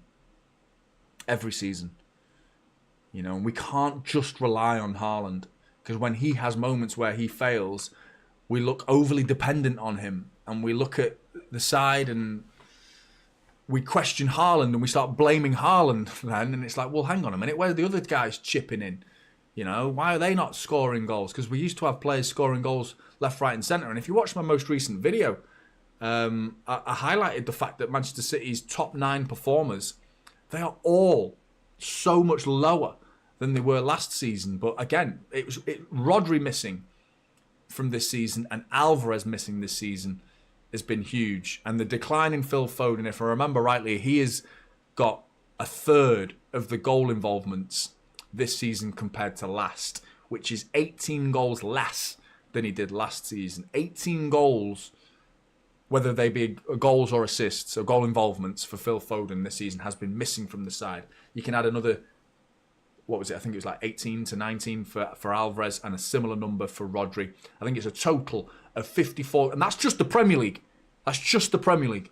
That's not all competitions. Just the Premier League. 54 goal involvements. No, sorry, 52 goal involvements from Rodri, Alvarez and Foden have been missing that were there last season. So Haaland's less as well. So while we're saying like, well, Haaland's not immune to criticism, Haaland has dropped. His numbers have dropped. But I would argue they're going to drop when the players around you are dropping. Haaland depends on creativity. And while Grealish was working in that treble season, and I think those numbers absolutely back him up, and a lot of I wouldn't be surprised. I want to know when those seasons, is that 23-24 and 24-25 as well? Because if that's including the treble winning season, that doesn't surprise me as much, but that would surprise me if that was the last 2 seasons. Just to calm the chat down, Martinez has been sent off of Villa against United. No way. He might be on his way to United, apparently. He might be on his way. Big up to you, Mullet. Appreciate that. Martinez at United. I think he would be mental to join that club, to be honest. Big up to you, William. Typical City legend for 3 months, mate. Massive respect to you. Edison has to stay. He is so good and will be missed. If he leaves, he is so vital and is mad underrated. Anyway, I'm now a Napoli fan.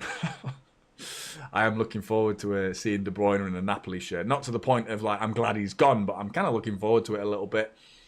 That Scott McTominay and Kevin De Bruyne link-up play is going to be a bit weird. It's going to feel weird, isn't it? I'm not sure how that's going to feel as a City fan. But seeing him in sky blue, and it's not Manchester City, is going to be equally weird. But I'm just glad he's not in the Premier League, man. It sounds like he's going Napoli, isn't he? But I'm just glad it's not the Premier League. Glad it's not the Premier League. Right, going for a pee. Back in uno momento.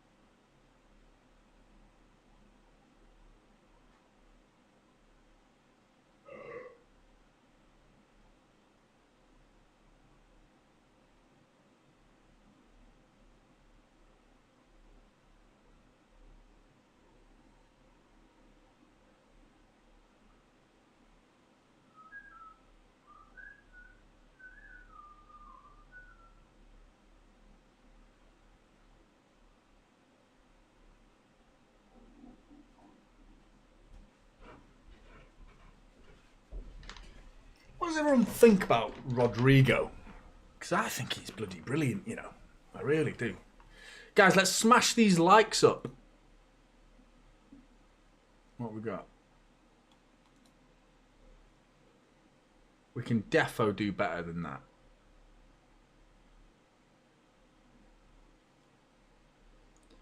Got over 1,000 in the building. And we've had loads of people coming and going. We can definitely get those likes up. Come on, people. Let's get to 500 before the game starts. Smash the like button for me. It'd do me a massive favour. Do you think Rodrigo will join Arsenal? Rumours saying they can't pay his wages. I don't know about Arsenal and they've got enough money, man. Wages, they do have quite a low wage bill, Arsenal. They're not that high in wage bill, but they do pay big money outright for players. It's not like they don't have the transfer money. But their wage bill isn't that big, so maybe. And I agree with you, Seb. I think you nearly got it, mate. I think that the I is inside the J, I think. But yeah, I'd love him. I think he's class. I think he's absolutely class. Won Serie A Player of the Year, didn't he? As well. So big up to him. Yeah, I think he's brilliant. Uh-oh. Streams. There we go. Glitching out. Still going, though. Still going. You don't fancy Rodrigo. Why, Lee? Interesting. And I see a lot of people, you're not the only one, mate. I think you're one of quite a few City fans who don't seem to be a big fan of him. Maybe a little bit on the lightweight side. I could see that as an argument. He's a bit... Some could say maybe a bit of a luxury player. Not quite, you know... I think he works hard, though. I think he does work hard. I've seen him in Real Madrid, and he's not really asked to work that hard. That's a question as well. I think that's a reasonable question because we've signed 2 in the last 2 seasons. Doku the summer before, Savinho the summer later. I think if we did go and sign Rodrigo, that to me suggests... Well, it would replace Jack Grealish. I think that's what that would do in Rodrigo. And it would make sense. Pep's already fuming at something. The game's not even started. I think someone is literally playing in a position that he's told them not to play. Like, someone's just not listened. Which is concerning. But Pep's already kicking off. The game's not even started, man. The game's not even started. And he's fucking fuming.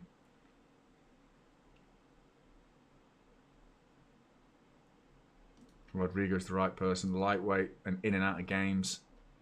Lee. I do agree with the lightweight. I do think he's a bit on the lightweight side, but...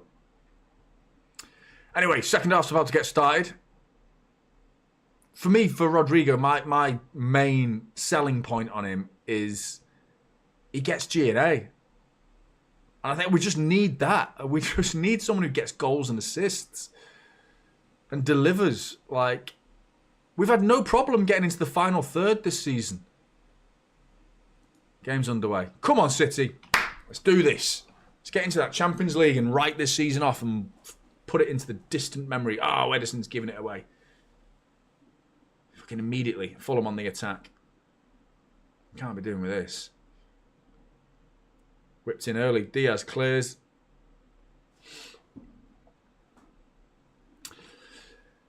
Yeah, I think it's sometimes very simple. If you can just put goals and assists into your team, it's going to give you a better chance of winning football matches. I think that's fair. It's fair to say that.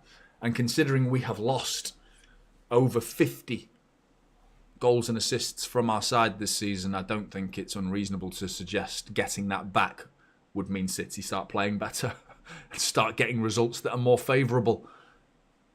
It's not rocket science, man. It really isn't. That's why everyone was so buzzing about we signed Haaland, have we? Yes, we've signed Haaland. Why? Because he scores loads of goals. Oh, that's brilliant. Doku, here you go. Fucking blocked. Burned Leno. Oh! Marmouche. Don't think he was aware that he fumbled it. Burned Leno, but Haaland playing the ball. Then Gundogan collects the ball off. There's a good bit of play from Haaland into Gundogan, who sends Doku away, and then Doku kind of sums up what I've just been saying. Getting into the final third isn't a problem, but actually scoring a goal and getting an assist, it doesn't come easy for Doku. He gets them. He's not immune to it. He's capable. He scored against Fulham this season, actually. Great goal as well. It's just not enough. And he's better than Savinho, who's even less in that department. But yeah, like I said, when we signed Haaland, everyone was just like buzzing. And why was that?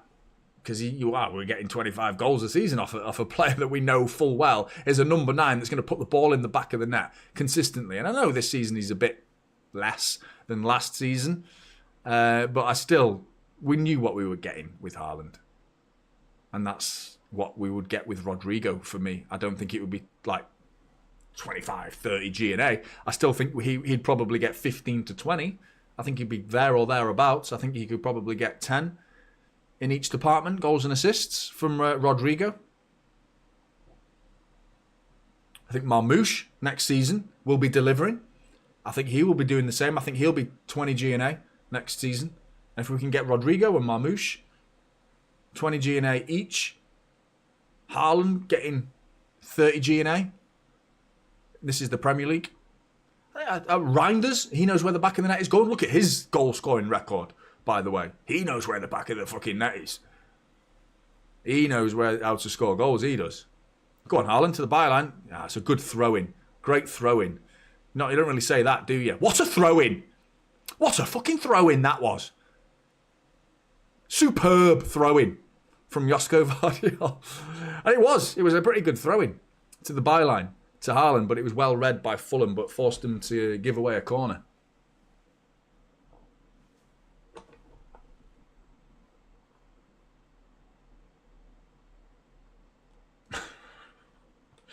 Dip daff.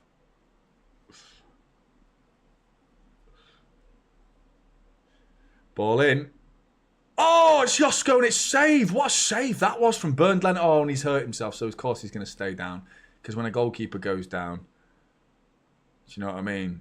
We have to stop traffic when a goalkeeper goes down. You need to put up some traffic cones and set up some traffic lights. Fuck's sake, man. He's fine. He's absolutely fine. He might have broken his leg, actually, but other than that, he's fine. He just hit him in the face. He took a ball to the face. Some people love that. Get off your arse, mate. He's back on his feet. He's fine. Look at him. He's smirking. He's fine. Good save it was as well.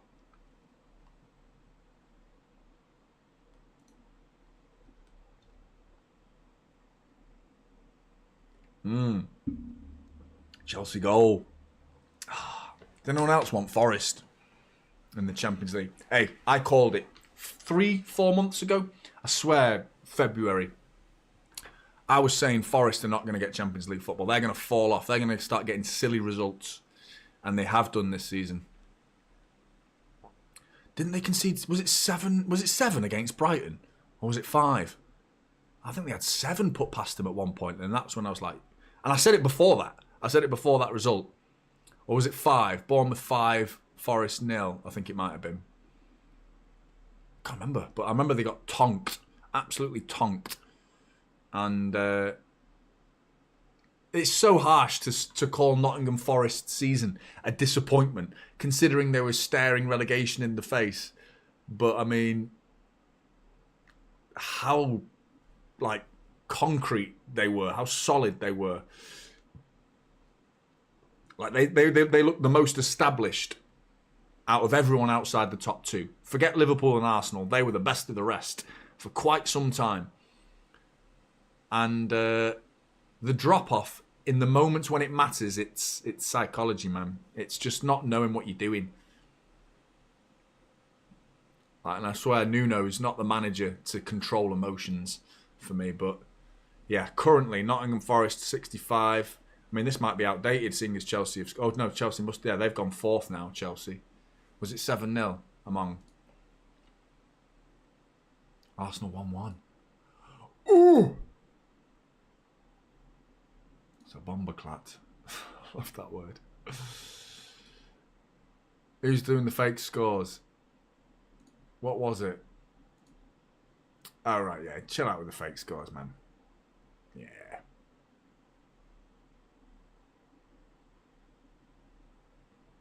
Kind of boring, really, isn't it? Southampton goal, though. I presume that's not real.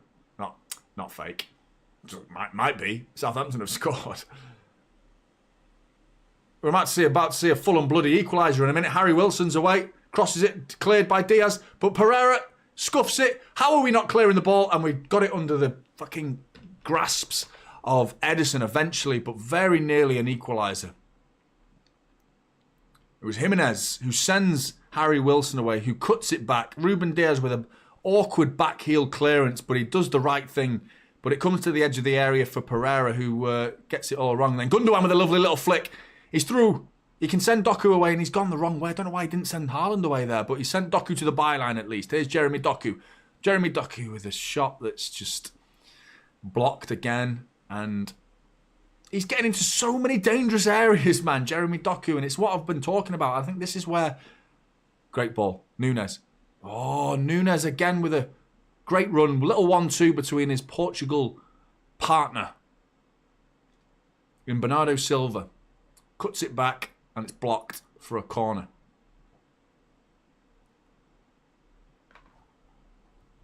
I thought that Justin, mate. I don't know why he sent it to Doku. Haaland looked like the easier option.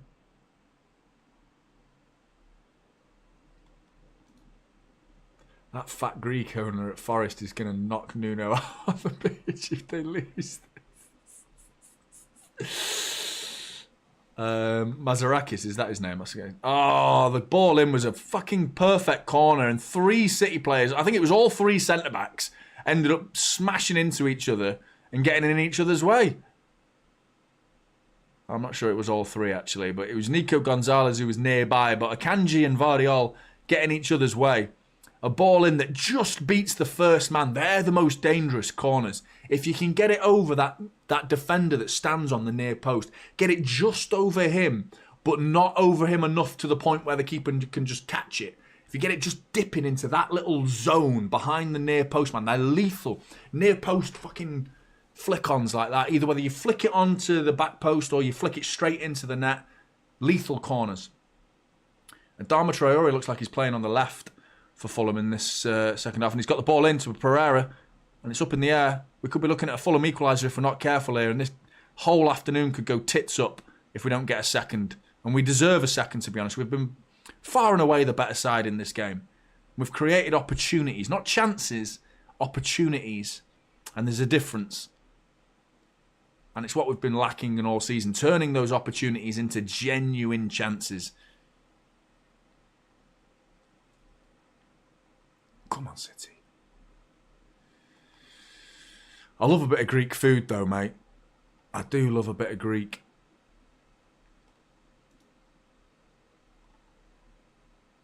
Haaland on the edge of the area. Shot is blocked. Nico Gonzalez out to Doku. What do you think of Nico G? I think he's been pretty good in this game. Good ball from him. Speak of the devil. Into Haaland from Gundogan. It's a touch of a fucking wardrobe from Erling Haaland, though.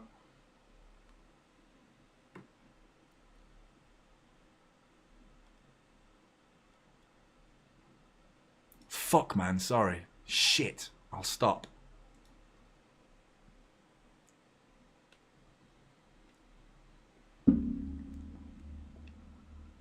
Goal kick, referee. Well done, referee.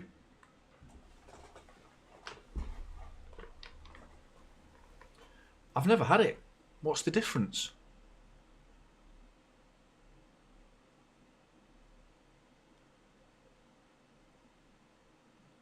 Big up to you, Chad. Johnny, which 2 players were our best centre-back pairing this season, in your opinion? I'm going with the recency, a bit of recency bias here, but Diaz and Vardiol. I felt like we were playing well. Edison just, with a pass that ended up, he fell over, which ended up actually being a good ball into Marmouche.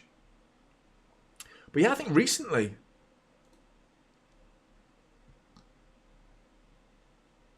You're the guy who calls me knobhead, but you want me to stop cussing. cussing. That's swearing is what we call it. But I love a good swear, mate. If you don't like swearing, knobhead is is there as well. Curses. It's like Homer with Ned Flanders. The Flanderses.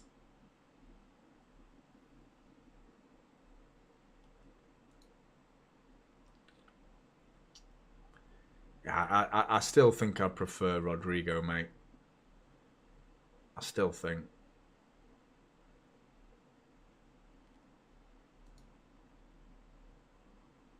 Yeah, man. We need to see that, Eric.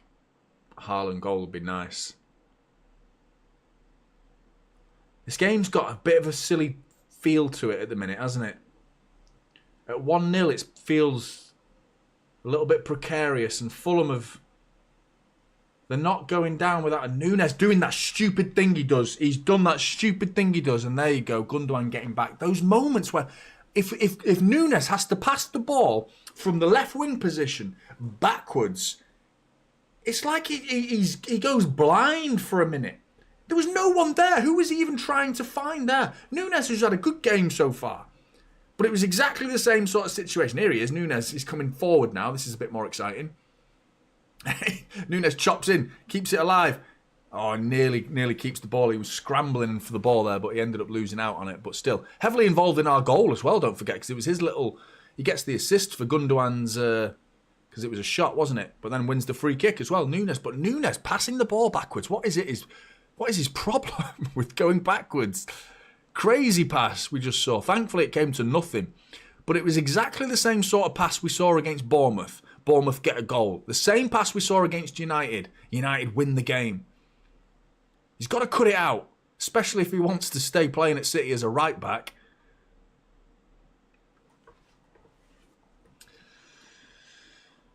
Cade doesn't really like Nunes. I think he's been good going forward. It's just, yeah, I need to see a little bit more. It's no good making a mistake once a game that costs your team a goal and then playing brilliantly for 89 minutes. You can't afford to do that. But we've got a free kick that was won by Nunes, in fairness to him. I can see Kevin De Bruyne warming up down there alongside Messi. I think he's been doing all right, mate. And I agree with the final point. He's been a bit unlucky not to start more. I think he's been doing all right. Doing okay. We've got a free kick here. I think this is going to be the crossed by Gundogan, and it is to the back post. Haaland! Oh... I'm not sure if he's tried to like nod it back across goal for a tap in for someone else, but there was no one there. And Adama Traore is carrying the ball here forward for Fulham. And the referee has given a free kick to City, which I saw what he's given it for, but I that's bollocks from the referee, in all honesty. Yeah. Marmoush sort of got in the way of Adama Traore a little bit, and Adama just went, get off me. And then the referee's given a free kick for that. I mean, trying to be fair, that little bollocks. The referee's been very kind to us there, man. City legend, mate. City legend. The one and only City legend. Oh shit, is he not playing? Coventry's not playing today.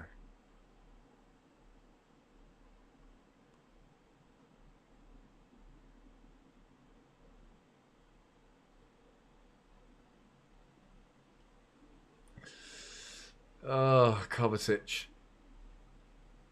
The one watch along that I missed, and I thought he had a great game as well, and he got a red card in the game. Was it Guardiola who was giving the ball away? I think it was Guardiola who gave that pass away, and he had to do it, didn't he? It was going to be a one-on-one situation. But yeah, outside of that game that I missed for the watch-along because I was at the game, he didn't play the game before, and he's not played this game either. So I feel like I've cursed him with that stupid bit of 10 minutes talking about Kovacic, man. It genuinely went on for nearly 10 minutes. And the chat was just like, Jonny, you fucking idiot. Fucking knobhead. What you doing, Jonny? Kovacic isn't playing. Jonny! Kovacic isn't playing! I'm like, well, I don't know why he's not playing Kovacic, to be honest. Yeah, I don't know why he's playing. And actually, I've got it wrong now. I think I'm describing it. I've got it wrong now. He did play. It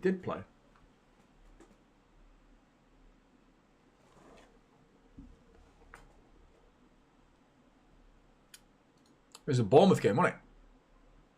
The most recent game. Because he's only going to get a 1-game suspension. And that was Bournemouth the other night, Tuesday night. Still, half an hour to go in this game. And is anyone starting to feel a bit worried? Because this game started to become a little bit less controlled from City and a bit more end-to-end.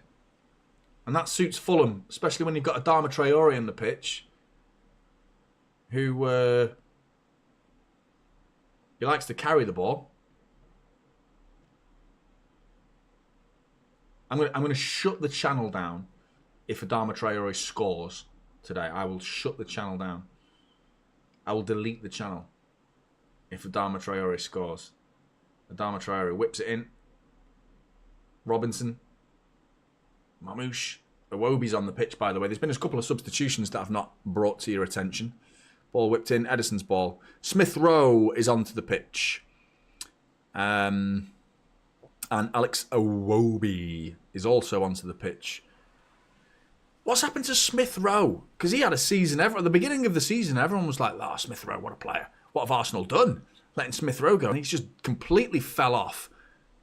Has Nunes kept that in? I don't know how he's dribbled that out of play there, Nunes, but he did. But anyway. Yeah, Smith Rowe was on fire at the start of the season, wasn't he? And he's just completely fell off a cliff in recent times. Go on, you can nick that. Go on, Gundo. Oh, sloppy from Fulham at the back.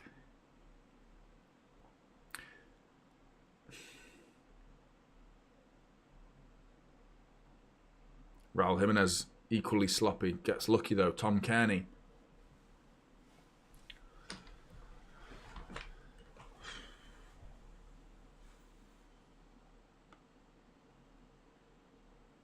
Yeah, mate.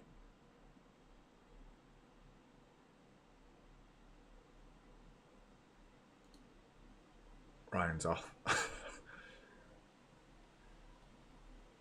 If we get a second goal, we can chill, man. He is, man. I'd love to be there with him. I'd love to sit down and have a... He seems like a proper chilled bloke. Bet he's proper chilled. That's a City ball, that as well. Lino, get your flag up. Yep, correct decision. Is it necessary to have biceps that big as a football player? I don't think it's necessary. It's overkill. From Adama Overkill Traore. That literally is his style, isn't it? Overkill. Everything's overkill. You want me to dribble with it? Yeah, fucking right, mate. I'll dribble with it for 600 yards, mate. You want me to cross it? Fucking no problem, mate. Rose Ed. Finishing the ball. Smash that into Rose Ed as well, mate. Muscles? Oh, no problem, mate. 7 hours in the gym every day, mate. No problem. Adama Overkill Traore. If he scores today, man, I've been peppering him with shit today, haven't I? Yeah, 100%, mate. I am. 100%. But genuinely, like, there's no player that's like that big in football. Like, surely if you lost the weight, how quick would you be if you weren't carrying that amount of weight? He's lightning quick. I understand the bottom half of the body, but there's no need for the top half. Long ball over the top. Edison's come out. What's he doing there, Edison, man? We got away with it. We got away with it. Raul Jimenez goes for it first time. You can see what he's trying to do, and it makes sense. Edison comes flying out of his goal. Wasn't getting anywhere near it. Raul Jimenez swings at it with his left foot, looking for a long, probably 25 yards out of the goal, chip. That would have been an unbelievable finish if it comes off. Gets it all wrong. Thankfully, it's a goal kick to City, so panic over. But Edison, mate, what are you doing, mate, coming over there? Yeah, Akinfenwood's a big one. He's a big lad. But he was slow, man. He's slow. He was just a big lump, wasn't he? Like, you could just fire it into him.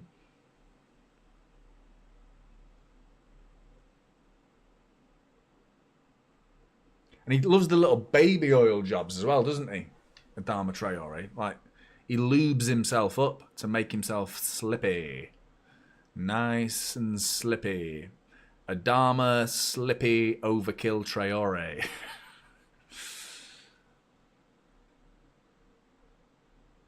I found it funny anyway. We need a second here. Big time. Marmouche. Nunes.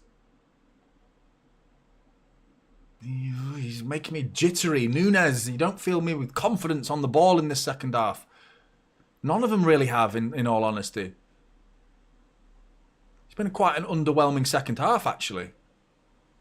We played much better. That first 20 minutes, we looked good, man. Really good. We deserved the lead. We deserved to probably be 2 or 3-0 up. Well, maybe not 3, but 2-0 up. We were creating enough opportunities to get a second goal in that first half. But this second half's been a bit... That's a foul. Iwobi in the book. That should be. Nunes spun Alex Iwobi. How's he not booking him there? What a bell end. What a bell end.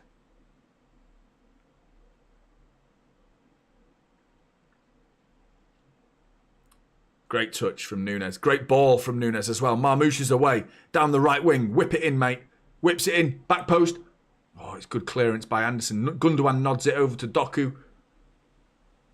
Doku is giving it away. And Vardiol with a big booming tackle on Adama Slippy Overkill Traore. Ball out to Doku. Oh, and he can't control it. Fucking hell. Penalty Newcastle.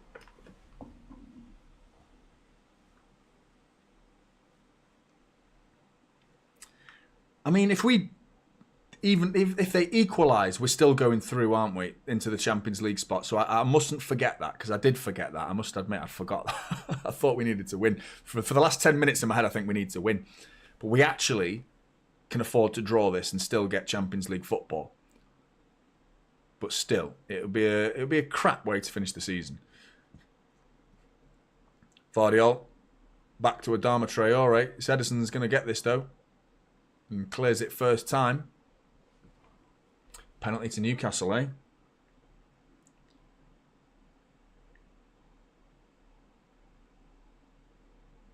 It's 1-0 Everton. Shitting hell. Oh, was it 1-1? Fucking hell. I was out. I didn't get any joy from Everton when taking the lead, but Newcastle have got a penalty. No way, man. Gutted. Fulham are coming forward here as well. 20 minutes to go. And Adama Slippy Overkill Traore gives it straight through to Edison with an overkill pass that was reasonably slippy. He tried to slip it through, but he overkilled it with the slippiness. Ball in to Gundo. Gundo. That's a penalty, referee! Blow your whistle! And he's done it! He's blown his whistle, because this referee is a superb human being. Superb refereeing.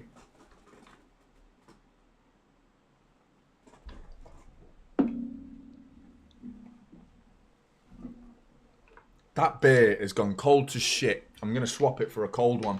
I'll be back in a minute for the penalty.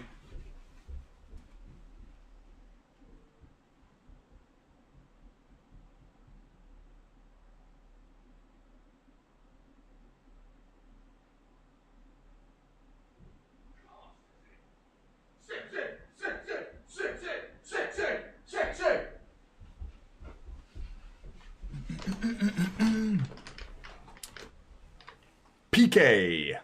Pan. Haaland. Who's taking it, Haaland? You're going to give it a quick smooch and give it to Marmouche? Or are you going to fucking take it yourself and smash it into the top corner? Savinho's coming on as well.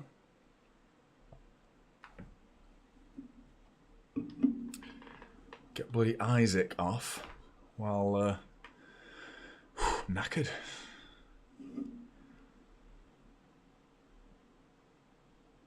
I'm not going to open this beer till the penalty. Nah, man, we can't be bringing on penalty guy just to take a penalty. I kind of would like it, I must admit.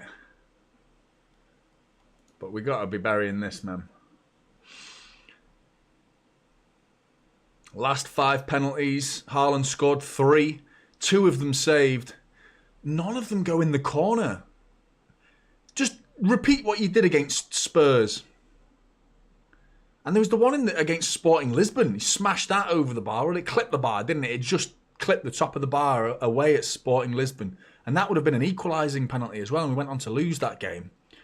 We can't be missing this, Haaland. Yes! Haaland on the score sheet. 2-0.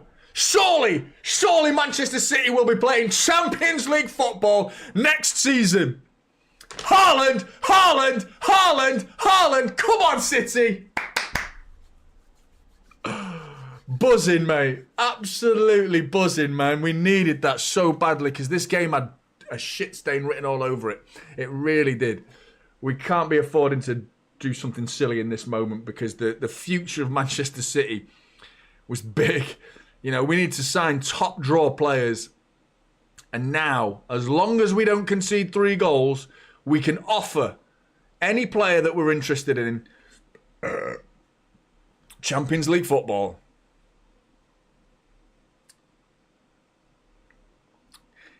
I'm surprised he takes penalties like that, though, Haaland. I must admit, for a player that's so emphatic with the way he finishes the ball, he's such like a raw energy type player, isn't he? He just leathers it, man. He smashes footballs. His penalty taking technique is very soft for a player that's proper wham bam, thank you, ma'am. Oh, he's off. Adama, slippy overkill, Traore. He's off. And Sassignon is on. Savinho's coming on for Doku. So Savinho going out onto the left, presumably, unless there's a swapping of the wings. It went to the keeper's right, and it wasn't right. It was in the corner, to be fair, but I'm confident that the keeper, if he went the right way, he would have saved it. That's the point I'm making. He scored a penalty that goes into the back of the net. I've got no problems with it. As long as it's into the back of the net, who gives a shit? But it's one of them where it's like, if the keeper dived that way, he could have well saved that.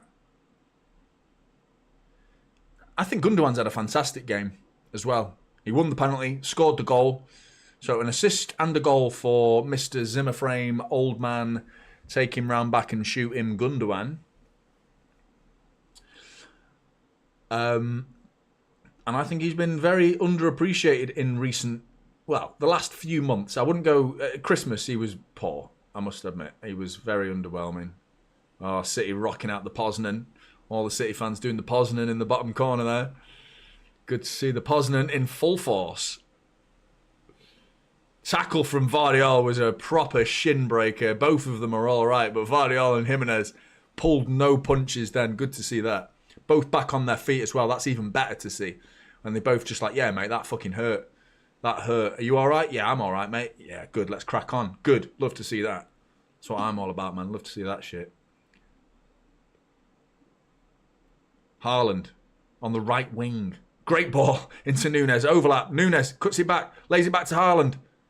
Haaland whips it. Ooh. That would have been right onto the momentum. That would have been momentum. That would have been for Haaland if he'd whipped that in the top corner, because we could do with a goal in open play from Haaland. It's nice to get on the score sheet. That he's done that now, but it was from the penalty spot. Now it would be nice to see Haaland smash one in the top corner from open play. Take that momentum into the FIFA Club World Cup. Remembering what it was like to score goals. Feels like it's been a while. If you include the injury as well. Oh yeah, 2-0. 2-0. Whips it out, mate. Can that be a fucking sight as well? That would be. The Nordic Meat Shield.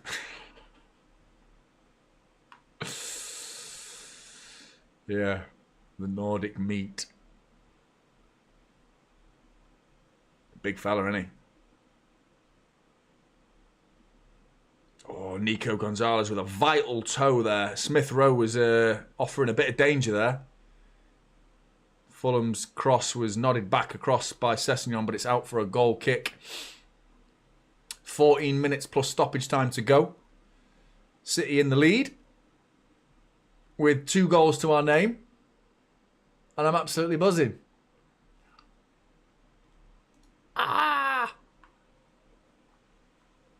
That's weird that I felt good about that. No way, man. Everyone's fucking bottling it on the last day of the season. Except us. It's what we do, man. It's what we do. Even in the big occasions, even though the occasion's not quite, winning titles and stuff. To be fair, we lost an FA Cup final, so what the fuck am I talking about? But still, Premier League. If you actually look at the Premier League form of Manchester City in the last 10, 15 games, it's like, if we'd played like this during the January period and the February period and December period, we'd be up there. We'd be up there. You just can't afford to have a spell in a season where you're so bad like that. It just can't be done. Can't be done. Palace are beating Liverpool, by the way. I presume you all know that, but I'm just being educated on the results here. City are beating Fulham 2-0. It's a strange one. Bournemouth 1-0 up against Leicester. United 1-0 up versus Villa. Why did Isak miss? Why is it still 0-1 with Newcastle Everton? Did Isak miss? No fucking way. Newcastle losing and Forest are losing and Villa are losing on the last day. Crazy, man. Big up to you, Jason. Edison comes out and collects it. Massive respect to you, Jason, mate. Your support this year has been very noticeable and massively appreciated, man. Thanks for everything this year, Jonny. This thing you got going is special, man. Good luck on the move, man. Appreciate it, mate. Thank you very much. Really appreciate that. Thank you very much. I'm hoping it can keep growing, and I'm intending to go live more next year, next season once I'm settled. And I want you guys to support me because you guys are legendary in the chat, and I know a lot of you, and I imagine a lot of you in the chat for watch-alongs aren't available to go to every single stream, But if you can, and you can turn up to a stream during the working hours, because I bet a lot of you are 9-to-5ers and working your socks off in the week and stuff, and then you watch my videos when you get home type vibes. I get that, which is a lot of why I make videos rather than live streams. But I am intending to go live a little bit more next year. Here come Fulham now. Robinson with a cross, dealt with by Nico Gonzalez. Nunes is alive and kept it going, fires it into Marmouche, and away we come. Go on, Marmouche. But yeah, so join me if you can next year, because we're going to go live a little bit more. Go down the conversational route rather than the presentational route. Be a little bit more involving with you guys, because the reason is you are the reason why I would like to go live more, because I feel like there's a community there that would appreciate it. But yeah, big up to you, Jason, mate. Thank you for the super chat as well. Appreciated. Completing odd no chat 3. Last chat of the season. Of course, mate. You do 3. Fulham. That's all I have to say. Fulham, and they've cleared it. A ham that is full. 3 super chats per game, mate. Legendary. Micah, mate. Your support also massive. Love you, mate. Thank you very much. Big up, Timmy, mate. Yeah, there's a venture away with me and the missus going somewhere at some point during that period. I'm hoping it doesn't interfere with any matches. But other than that, we will be there for World Club. Club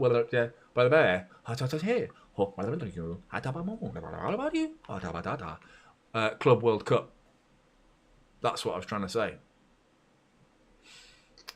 But yeah, buzzing. Yep, we'll be there, mate. We'll be there. Big up to you. Yep. He's off the pitch, mate. So I knew I was safe with that one. I knew I was safe. Edison with a strange bit of goalkeeping, but very effective. Referee blows his whistle because he intercepted a Marmouche pass. He's had a great game, this referee, though.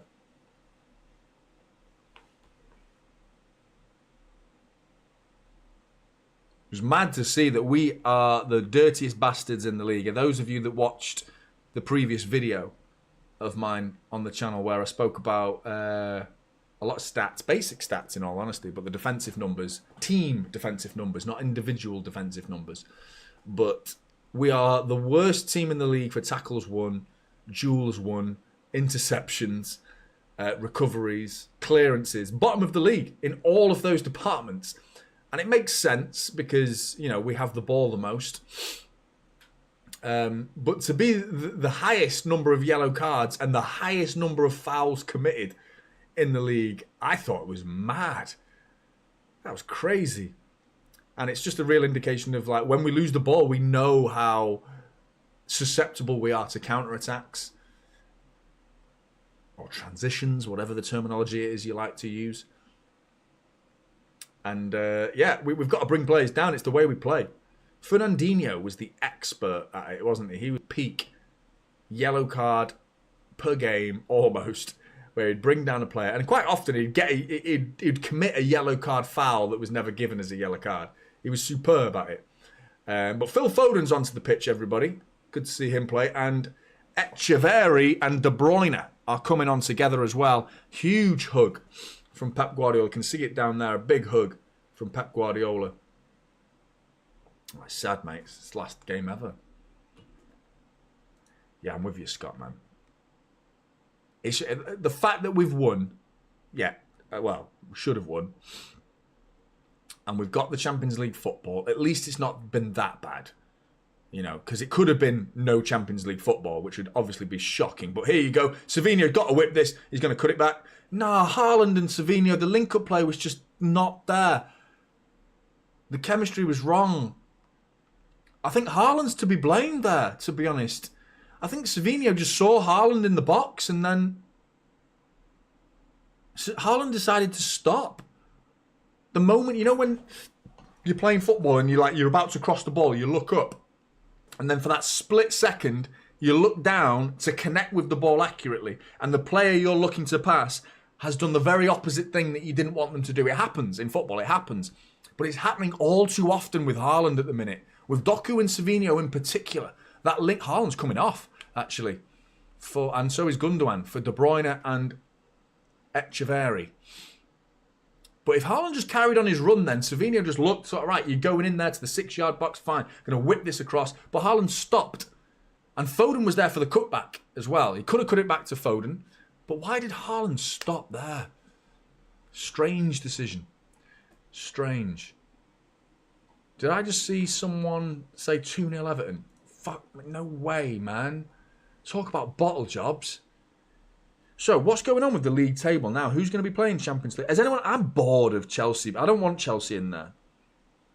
Newcastle are going to blag their way through. Chelsea, the reason why I didn't want Chelsea to get Champions League football is because they've got the funds. They've got a club set up. You know what I mean? The way the structure of Chelsea Football Club, they've got a big amount of money. They can spend money on Champions League caliber players that can attract top quality players, and they're not afraid of spending money, Chelsea. So, you know, you keep spending money to that degree, eventually you're going to get it right and start signing 1 or 2 genuine worldies. I don't think Villa would have that approach. I don't think Newcastle, even though they have unbelievable amount of money from their owners, their actual expenditure allowance is quite low because of PSR. They don't have enough income. Ball over the top here. Echeverri. Oh, and he couldn't quite bring it under his spell, but De Bruyne can. Out to Foden. Foden with a little skip past. That's a bit better from Foden. Bit of strength there against Anthony Robinson.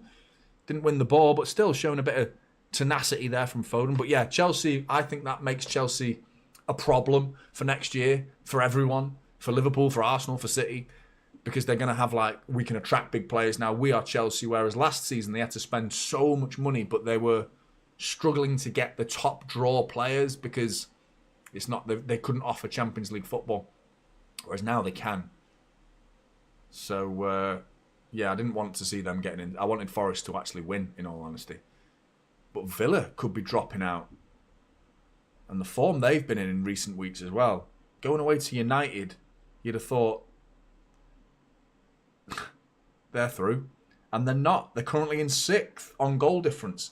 And they're losing. Madness. Or was it still 1-0 Everton? Did I get done? Oh. Got done. Got done. Got done. Come on, City. 3 minutes to go. Surely we've done the biz. We've done the biz. Arsenal are winning 2-1. 2-0 United. I'm getting done, aren't I? You're talking bollocks. Talking bollocks. See, this is the thing. There's proper boy who cried wolf in the chat. Knobhead who cried wolf. Now I'm like, oh shit, 9-0 United, fucking hell. Is it actually?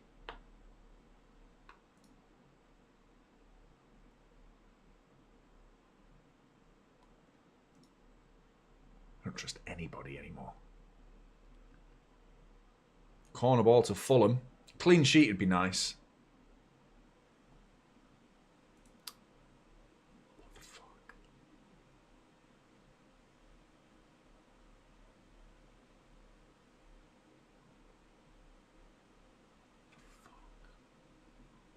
Aguero scored for United. Handball to Fulham. Could be a penalty, this.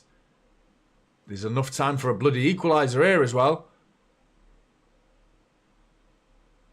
Referee, who's had a great game, could be about to have a shit one.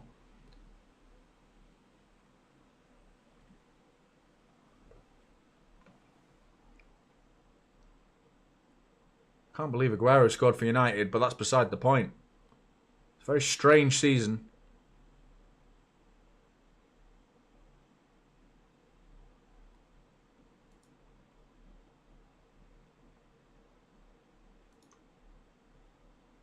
Oh, no way is it?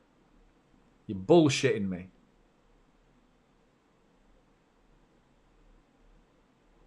See, Captain Kringles, I'm watching this game. That's the one bullshit thing that you're not going to get away with. This chat, man, you can all piss right off. Echeverry. Foden. There'll be some people who are watching this watch-along without watching the game. So I'm going to have to do it back to you.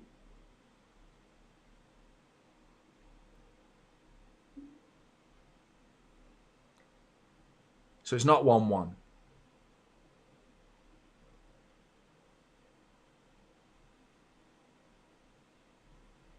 Do it, mullet. I'm not arsed, mate. Turn this chat into a fucking ghost town, mate. Just ban them all. Fucking ban them all, mullet. Officer Mullet in the house. What the shit? Where are they? Right. It's getting out of hand now. City, 4 minutes to go till the end of the season. And we should be getting Champions League football. 2-0. Job done. Surely. Job done. And it's a deserved win. We've played very well. Not very well, but more than good enough. We deserve this win. Good to see Haaland getting on the score sheet, albeit, you know, penalty. But still, big up to you, Chad. Jonny, what if Newcastle and Chelsea... Sorry, Nottingham... What? Newcastle... Who's NC? MCFC? Norwich City? And Chelsea end up on the same points and the same goal difference. I presume you meant Newcastle. Because that's Norwich, isn't it? But yeah, Newcastle and... I don't know, mate. I have no idea.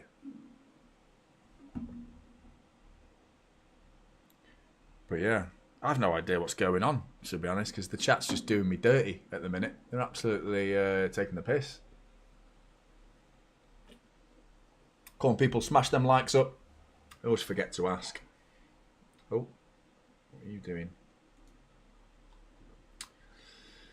Big up to William. £13 of a £2 bet. Thanks, Man United. Off a £2 bet. Is that what you got? £13 off a £2 bet. It's not that good. What's the biggest bet anyone's won related to football? I think I got like a 550 accumulator. That's the best I've ever done. 550 quid off an accumulator. Me and my dad. That was it. 50p. That's shit, Christine. That's really, really poo. You could definitely do better than that. I'd stop betting if I were you. See, that's not bad. That's pretty good, Jeff. But I got like it was like an 8-game accumulator for 550 quid. 350 quid's pretty good. It's mad to see those people. Imagine if you were one of those guys who put on a quid for Leicester to win the league. Was it 5,000 or 10,000 to 1? And the bookies start trying stuff then, didn't they? They started to try and make up new rules. Trying to get people trying to avoid the payout. 180 grand. Fucking hell, mate. What was the outlay for that? 5,000 is a big one, Ryan. Yeah, it is, Jeff. Same thing. Did I just say 250 quid? $250? Yeah, sorry, mate. Yeah, still, a quid is not a dollar, but a quid is a pound. 5,000 Leicester to 1, man.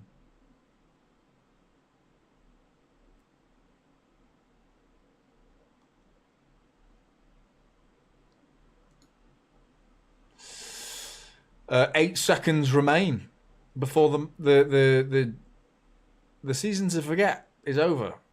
The season is about to finish, and Manchester City have won. You would think.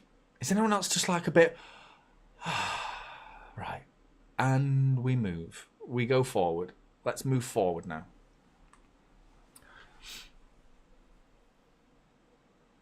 Raul Jimenez coming forward. Savinho gets back. Fulham play on. Don't concede a goal. Don't concede a goal. Don't concede a goal. Edison with the save. That's how you finish the season, Edison. You've just been injured, mate. Yes. I'll take the clean sheet, mate. He hurt his bollocks as well before. He's been down with some testicular problems. But his testicles seem to be all right to save that. Still might be a Fulham goal here. You can piss off. You can... It's cleared. The last ball in cleared of the season was a Fulham. And it was cleared by Manchester City. Thank God for that. Ball in. Fucking cleared. By Nico Gonzalez. Oh, hang on. We've got time for another ball in cleared in a minute. Go on. We might have time for another goal. Oh, we nearly had time for a Kevin De Bruyne assist. What a delicious moment that would have been. But not to be. Instead, cleared.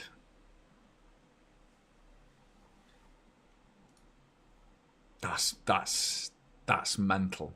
When you read it like that. Oh no, Fulham. Oh, little silliness from Sessegnon. Silly Sessegnon. Overhead kick from Raul Jimenez over the bar, and what an effort that was, to be honest. Wasn't a million miles away. The acrobatics were brilliant. Sessegnon nearly fell on the ball before he crossed it, but he did get the crossing eventually. And an overhead kick from Raul Jimenez, and there goes the full-time whistle. Manchester City season is over. It is over. But that's mad, Chad. Big up to you for the support, mate, being a member and all that. Massively appreciated, Chad. But yeah, 38 points and winning the Champions League's crazy, man. William, mate, you're more than welcome, mate, and thank you for joining me. They've not been that red recently, have they? It's this room. There's the door open when the family's not in, because they're not in. I let the door open and it lets a bit of breeze go in. I've also got a fan rocking up just to like anti-red ear, keep the red ears at bay. But big up to you, William. You don't need to thank me, mate, because I've enjoyed doing it. And your support has been massive. And really, really appreciate not just you. You are one of the many that have been supporting this channel. And I really appreciate it. Please make sure you hit that like button as well. Everybody, 700 likes. I reckon we could hit a few more than that. But you're absolutely right. It was a long season, Hayes. It really was, mate. In fact, I don't know if that's actually you in your profile picture, but I remember that might have been your normal face at the start of the season, and that's you've done that to yourself following all the tragic results. You've just looked yourself in the mirror and just like, I can't take it anymore.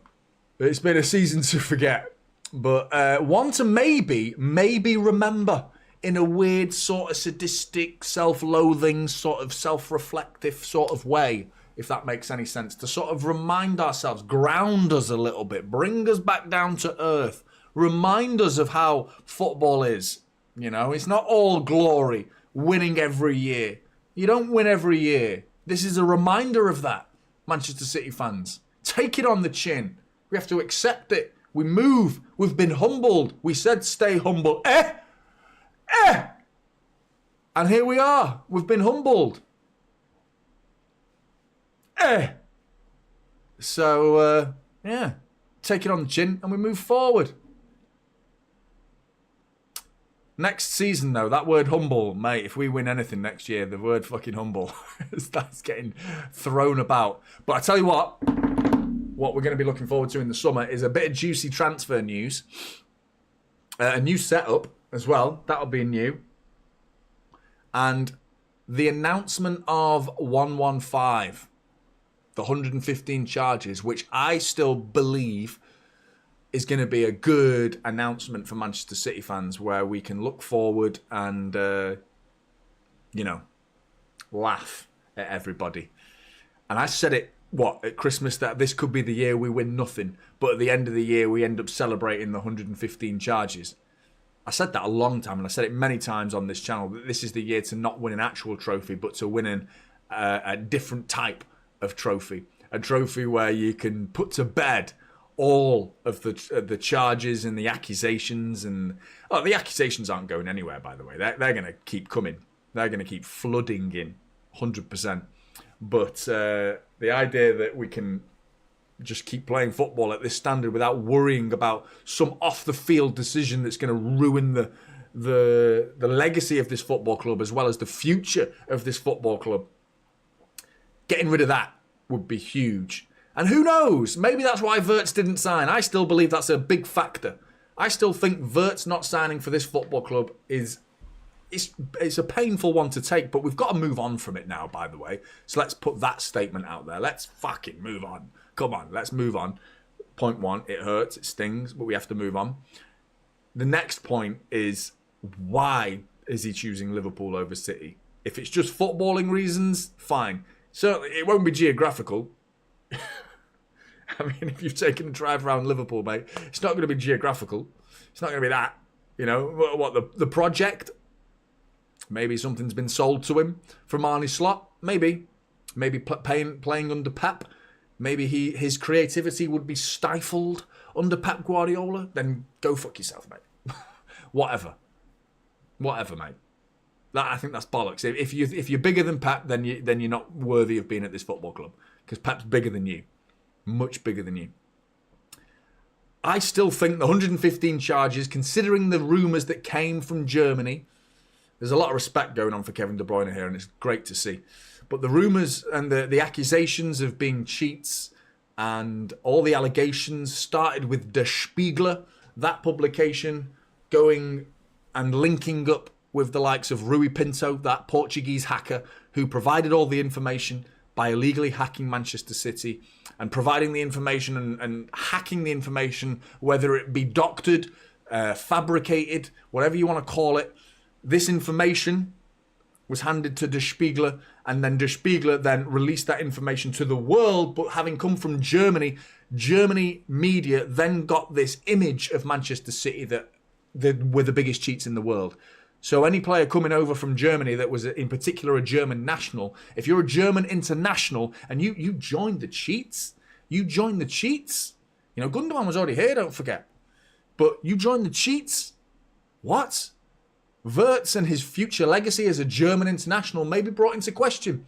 He might have someone in his ear, whispering in his ear, they're cheats, mate. The 115 charges, mate. You're going to be playing championship football, blah, blah, blah.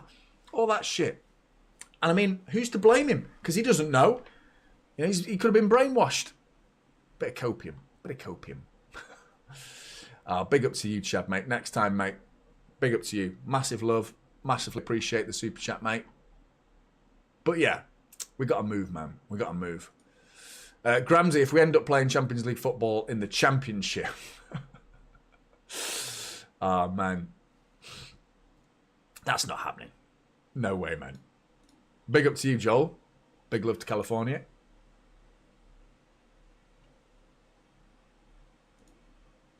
He's going to be good. I think we need to accept that he's going to be very, very good for Liverpool. And I think he will improve Liverpool. But I still feel like we're going to win the charges. We're going to sign players that improve us.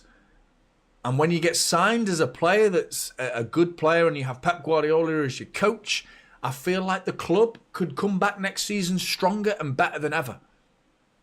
Maybe not ever, because that implies treble, you know. Maybe not stronger than ever, but stronger than this season. And stronger than this season could well put us in a title race next season. And I think that's what City fans want. We don't want the season to be over by April. And I would argue neutrals want that as well. I think neutrals want that. Because everyone accused us of being the boring side. It's boring though. City win it every year. It's boring. But we win it by such fine margins when we do. We bring other sides to the surface. We rise their quality. We make Liverpool realise if you want to win the league, mate, you better get 90 plus points. Because the year before we got 100, mate. You need 97 points and you're still not going to win the fucking league. You know what I mean? So Liverpool, they weren't good enough to win that league with that amount of points. Arsenal, albeit they didn't get into the high 90s, they still got well over 80. And it came down to points. A small amount of points. You know, Liverpool have walked it this year. Is that not boring? That's more boring than any league title race we've been involved in? Way more boring. I don't get this boring thing.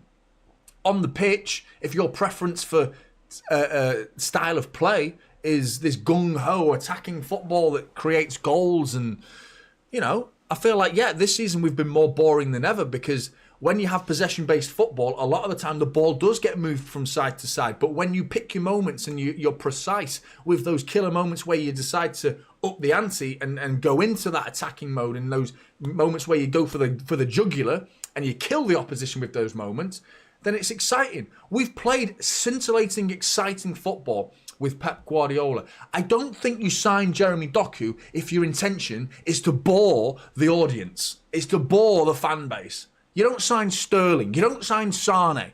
You know what I mean? You don't sign Savinho. These players are not boring players. They are scintillating, exciting football players that have not been delivering. I don't think you can accuse Pep Guardiola of being... I need to turn the TV off, man. Because it's got Liverpool fucking jumping around the dressing room. I need to fuck that off as quick as possible. Let's what can we put on? Thomas the Tank Engine... my little girl's been watching Peppa Pig. That'll do. Peppa Pig. That's much better. Much better. But yeah, fuck the whole boring bollocks, man. Nonsense. Absolute nonsense. Professional bot. Big up to you, mate. That's an interesting picture you've got there. And I am almost certain that is your arse. I don't think that's a female bottom. I think that's a man's bottom.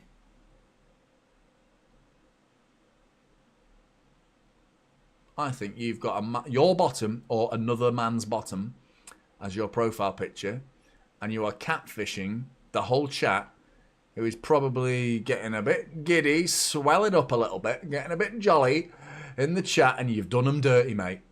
You've done everybody dirty, but I am not falling for that, professional thought bot. I would like to say I know a man's bottom when I see a man's bottom, but I don't. But I have my suspicions that that's a man's bottom. And you've also dropped a super chat, mate. But your kindness and your generosity is very much welcome. But I'm still suspicious about that as a bottom. Your content is well edited and fun to watch, mate. Thank you very much, mate. Appreciate it. Thank you for being so inspiring. Mate, that's really kind. That's really kind. Almost as inspiring as that rear end. But big up to you, mate. Thank you so much for the kind donations, man. 10 gifted memberships. That's huge, mate. Thank you very much. So kind. Really, really appreciate it, man. Big up to you, mate. Big up to you, mate. And the kind words as well. Massive, massive, massive, mate. Thank you very much. Top man. But yeah, we've got a lot to talk about in summer. There will be a bit of downtime on this channel. Soon, the plan is to move house. I know people are like, Jonny, you've just moved house. But anyone who missed the explanation that it's been temporary. This is a temporary house in between our previous house and the house we actually are moving into. But next place is going to be, I'm hoping if it goes through, because I'm getting one of them garden offices. Because I feel like I've not been at myself. So if you think I'm weird and mental and I say things that are a bit out there, then you haven't seen me without the fear factor of knowing the missus could be listening, or my 7-year-old son could be listening, or my 2-year-old daughter could be listening, it's her birthday today, by the way. And it was today officially, but we celebrated it yesterday. But big up to my little girl whose birthday it is today, officially, but we actually celebrated it yesterday. I said that twice for some reason, but anyway. The fact that they might hear me, I often pull my punches a little bit with some of the things I might say. So imagine me without that fear factor, without that anxiety of the missus might hear, or my 7-year-old very influential son might hear some of the choice words that I come out with. Next season, I could be working from a little one of those garden office pods separate from the building, so I can just give it all. I'm going to be like... with all my words, I'm going to be going mental next season, and I'm going to go live a little bit more as well to really get a bit crazy with the old content as well. And hopefully we get the house we want, because it's still not official, but that could be happening soon. So there's going to be a bit of downtime on this channel where I set up shop and do all of the background bollocks and stuff, and actually physically move in as well. So that's going to happen. Looking forward to that. See what comes of that. And yeah. We've spoke, mate. We've spoke. We've spoke about, well, collaborating. LB got in touch with me about 3 months ago or so. LB got in touch and said we need to start doing content together. And I said, yep, let's do it. We need to do it. Let's get on it. 100%. But at the time, I had a lot going on with everything I've just explained to you. A lot of the house move and stuff, and I've said once I'm settled down, which is round the corner, we will do it. I've asked LB to give us a time and a date, so over to him, and like make sure when he's free, I'm game. Let's crack on, man. I'd like to bring LB, because I know there's a crossover in communities there, man. So why not give the people what they want and see me and LB talk will be good? Because massive respect to LB, man.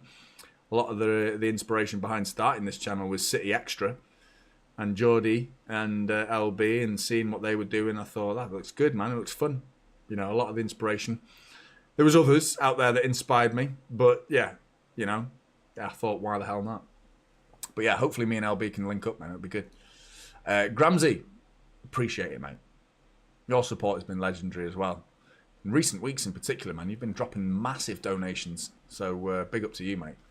good to see so many people getting them. Lemelieur gets one. I know you, mate. I can see you. Solar Beatbox as well. I can see you as well.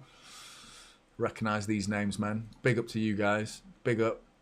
Oh, yeah, shit. Who gets what? What's the Premier League table looking like at the end of the old season?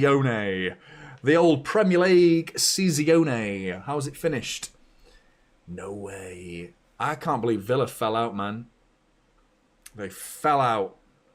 6th. Nottingham Forest don't even get into 6th either. Chelsea get 4th. Newcastle get 5th.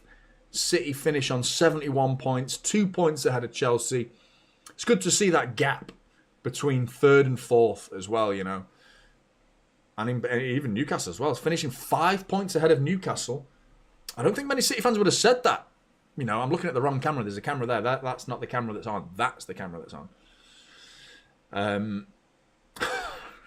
Newcastle, 5 points behind, man. I don't think many City fans would have predicted that. A month ago, you know? Because they were on fire as well. They had the Carabao Cup behind them, taking that momentum.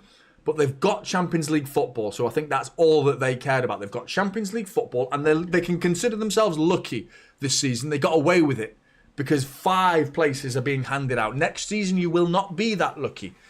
And I do think these are the top 4 clubs in the country right now, in Liverpool, City, Arsenal and Chelsea, in terms of the standard of player at that club, the attraction to bring players into that club.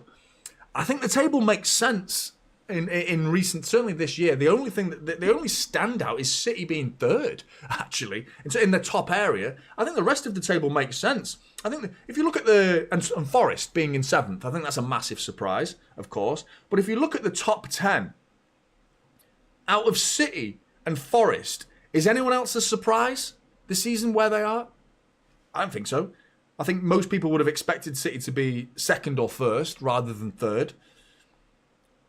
Forest being in 7th, considering they were in a relegation battle.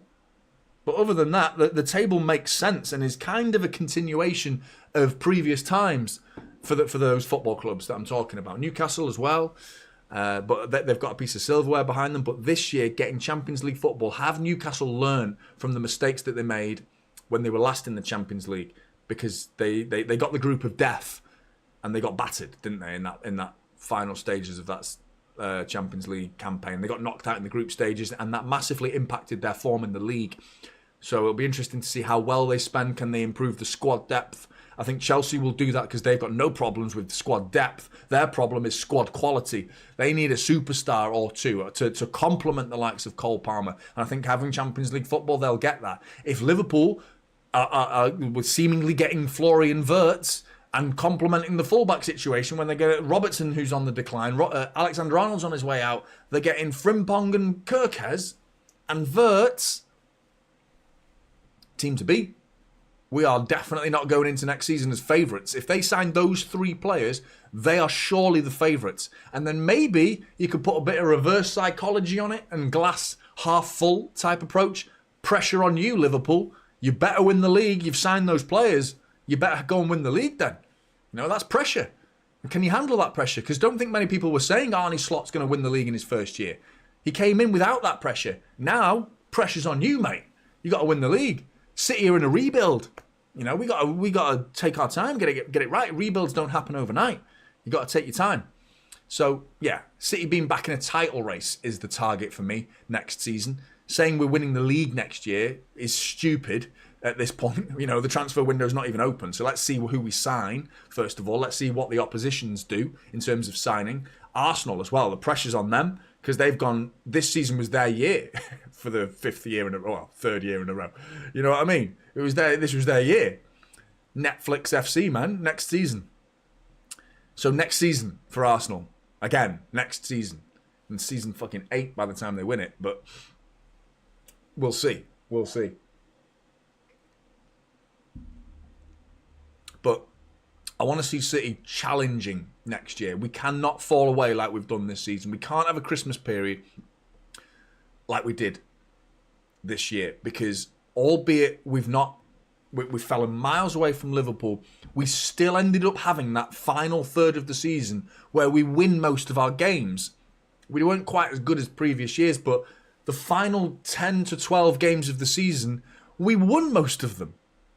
If we just eradicated that stupid section in the season where we went, what was it, like 12 games without a win? Ridiculous section of the season during that, before and after that, and during the Christmas period. If we can get rid of that, and not have a repeat of that, and just stay within touching distance of the opposition going into the last 12 games of the season, then who knows? You know what I mean? We can put pressure, because Liverpool didn't feel that heat behind them this season. They didn't feel it. They'd won the league by April.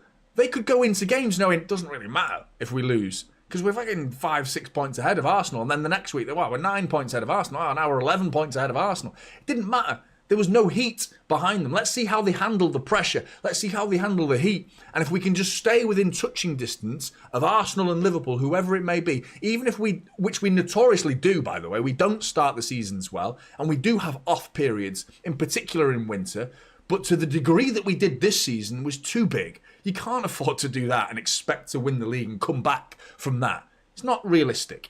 But if we can just keep it simple and don't go on a ridiculous run of disarray and just complete capitulation and stay within touching distance, we can really put pressure, because then all of a sudden it's like, City, they know how to, they get over the line at the end of the season. We've done it this year, with the Champions League. We've done it this year, albeit the goals have shifted a bit lower.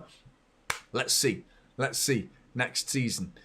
And if we can sign, I want to hear your favourite players. Obviously, Wirtz is now off the table, but let me know in the comments below, because I'm going to tune out in a minute. But I want to know your favourite players, who you want to see wearing a City shirt next season, realistically. And don't put Wirtz in there, because that's not happening. Let's say Reinders is happening for me. I would love Ryan Cherky. And I see no logic in not signing him. I see every logic in signing him. He's going to cost 22 million. Like I said at the beginning of the stream, you sign Cherky, you immediately make money. He's immediately more valuable than he was yesterday, once he signs for City. Because they have to sell him. Leon have to sell him at such a cheap price. So anyone who signs him immediately makes money on Ryan Cherky. So it's a no-brainer. It's a win-win situation. If he plays well and starts delivering goals and assists and helping Manchester City win silverware, win. If he flops and he doesn't do that well, we still sell him for 30, 35 million, 40 million. We double our money. You know what I mean? Another win. How do you lose by signing Ryan Cherky? Just go fucking sign him, man. Simple. Super easy. So easy for me. Crazy if we don't. And if we're not even in the race, I'll be annoyed. I'll be annoyed at that. And I can see him going to somewhere like fucking Chelsea or some shit like that. That would annoy me. Ryan Cherky for me. Reinders sounds like a brilliant sign. If we've got Rodrigo, if we can get Cambiasso, and Livramento is very unrealistic. Very unrealistically. But I put him in my Dream 11 recently. I did a Man City Dream 11. And I put him in because I knew we'd been linked with him, but I knew it was very unrealistic, because even more so now, because Newcastle have got Champions League football. That would have been good, actually. If Newcastle actually didn't even finish in the Champions League, then maybe we could prize Livramento away from Newcastle and say, here's some Champions League football, mate. You ain't getting that in Newcastle. But they've got Champions League football now. So I don't think Livramento is going to join Manchester City, but what a signing that would be, because I'm a big fan of him. I think he's a brilliant player. Plays both full-back positions, left-back and right-back. Same as Cambiasso. I'm not sure about Livramento's ability to invert. I haven't seen that at Newcastle. Whether he could, whether he couldn't, but he's a very good, promising fullback. Really big fan of Livramento. Cambiasso is ready-made for what Pep Guardiola wants. Straight up, João Cancelo replacement. And a fullback that can play right-back and left-back, as well as invert into midfield. And play midfield as well. I think he'd be a great signing. So if we were to get Livramento, not going to happen. Cambiasso, Reinders, Rodrigo, I think those four would be good. Don't forget, Marmoush is going to be a player for us next year. I'm predicting 20 G&A from Marmoush next season. Rodri's back. And if we can put Morgan Gibbs-White in there and get him for a reasonable fee, I'm not convinced by him, to be honest. I'm not convinced. I still have my reservations about Morgan Gibbs-White, and I think he looks really good in a Nottingham Forest shirt, but things change when you move clubs. Things change. It's not always a perfect transition. Doesn't always translate. Player be good here, player be good there. Doesn't always work like that. You know, a little change in environment, a little change in the pressure, expectations, price tag, all of these little things change the mentality of a football player. You know, and Morgan Gibbs-White is, you know, he's been a big player, a big fish in a small pond in all his life. He's now, if he joins City, he will become a medium-sized fish in a very big pond. He'll be one of the many. We've got players like you, mate, at your level. You know, we've got very good players at City. Are you there? You know, Phil Foden, mate. You got to step it up, man. One bad season, you're forgiven. You are forgiven, sir. We move on. I love you, and I won't forget what ability you have. We know what you can do. You need to now deliver it next season. 100%. If you can deliver even 2/3 of what you're doing, we are talking about 9 G&A in the Premier League alone. Because he has dropped 1/3 in G&A this season, from 27 goals and assists in the Premier League the season before to 9 this season. Double that, get back to 18. You're still way off what you were the year before, but doubling what you are this season would be a big, big difference and probably put points on the board for Manchester City next season. You know, that's huge, man. That's a big deal. And you put Marmoush for a full season rather than January to the end of the season. Another big amount of goals that we could be talking about. Rodri playing for a full year. Why do we need to shit the bed just because we don't get Wirtz? Why? It's a gut wrencher. I get it. It's so much worse than going to Bayern. So much worse. Liverpool, man. The problem is how good are Liverpool? That's the question. How good do Liverpool now become? That's the big debate. And I'm not sure it's much of a debate. I think it's quite an easy answer. I think they become very, very good and difficult to beat. But still, you know, it's going to be interesting. Next season is going to be big. And this transfer window is going to be massive. Absolutely massive. And I can't wait to see what City do. I just hope the board, I hope Cheeky and Hugo Viana in particular. Obviously, Cheeky's handing over the reins now, isn't he? He's going to be the one to say, Hugo, mate, you're on your own now. Because there's been a bit of link-up play between them two in terms of the transition between one sporting director and another. I'm now looking at Hugo and saying, over to you now, mate. Can you find me the Victor Gyökeres that you signed from Coventry? Does it need to be a ready-made, finished article? Can you pluck a diamond from the dirt? Do you know what I mean? Can you find someone like that for me? It doesn't have to be Florian Wirtz because he's playing Champions League football. It doesn't have to be that guy, man. You could be a diamond in the dirt, mate. Victor Gyökeres was at Coventry when he signed for Sporting Lisbon. Now every fucker wants him and everyone thinks he's the best thing since sliced bread. You know, but when Hugo Viana signed him, no one gave a shit. No one gave a shit. So if he goes and repeats that level of recruitment and brings it to Manchester City, when we have the firepower, the financial firepower, that could be a level above a Coventry-style player becoming a superstar for Sporting Lisbon, who knows? Who knows what Hugo Viana could do, man? There's a long way to go. There's a long way to go in this season, man. And that as well, Milos. We need that as well. Because that's going to be huge. That's going to be huge, man. I'm not sure. Yeah, it stings, mate. It's the Liverpool bit, though, isn't it, mate? It's the Liverpool, man. That's what hurts more than everything, man. Exactly, mate. Fernandinho. Who the fuck was Fernandinho before he signed for Manchester City? It's fucking Shakhtar Donetsk player, mate. Oh, yeah, he looks all right, doesn't he? Like, don't know much about him. Go and check out Gabriel Sara. Galatasaray. Brazilian player we've been linked with. Defensive midfielder. Well, central midfielder more than defensive. He can actually play the full spine. Gabriel Sara. Go and check that guy out from Galatasaray. We've been linked with him. He's not really a Fernandinho, but he's more of an 8. And he looks talented, but he could be the sort of player that like either flops or just becomes one of those quietly understated signings that go, he's been here for 5 years, him, and he's bloody brilliant. You know what I mean? One of them. Like Fernandinho. He's been here for a decade, mate. What a player. And at the end of his career, you'll hear Gary Neville and Jamie Carragher talking about him. You know, but for the 8 years before it, no one says a fucking word about him. Fernandinho, no one said anything about Fernandinho for the first 3 years. No one said anything. No, everyone was like, only City fans. Obviously, City fans notice. We notice. But the general media, these sort of players are the players that just go unnoticed. We need more of these unnoticed players that are just like superstar. It doesn't have to be a headline grabber. Wirtz, 120 million. Boom. Like, yes, I would love it. I'm not saying it wouldn't be a good signing, because it would be. He's a fantastic player, unbelievable player. It doesn't have to be that, though. It's not either that or nothing, and we've failed in the transfer market. There's so many human beings on this planet. Like, surely some of them are good at football. Surely. There are some that are pretty good at football. Do you know what I mean? He can. He's predominantly played as a central midfielder, more of an 8.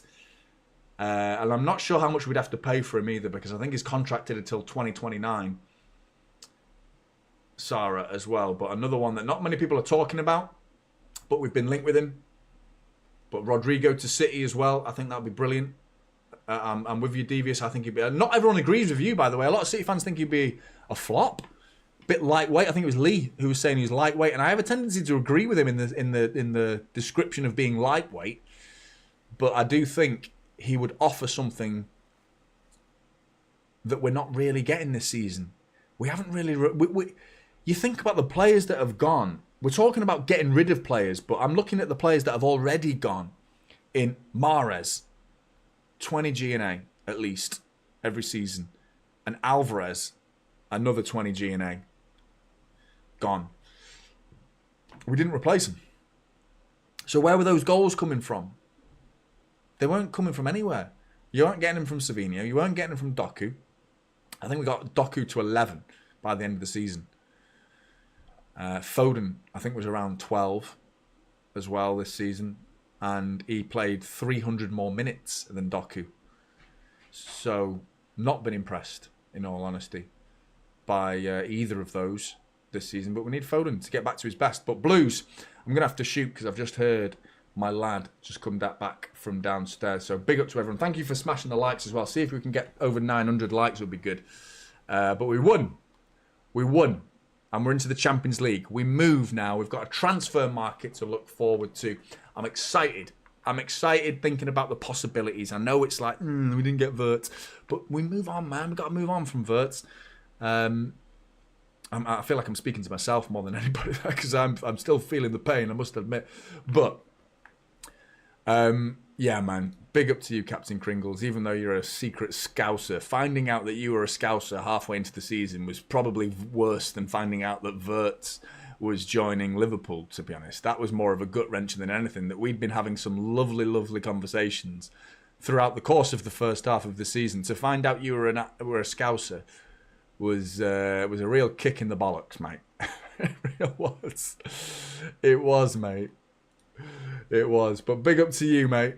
Good to see you. And everyone else, on to next season. More to come in the transfer market as well. We've got lots to look forward to as City fans. A new season, FIFA Club World Cup as well. We will be there for Watchalong, so make sure you're tuning in. Take care, everybody, and I will see you in the next one.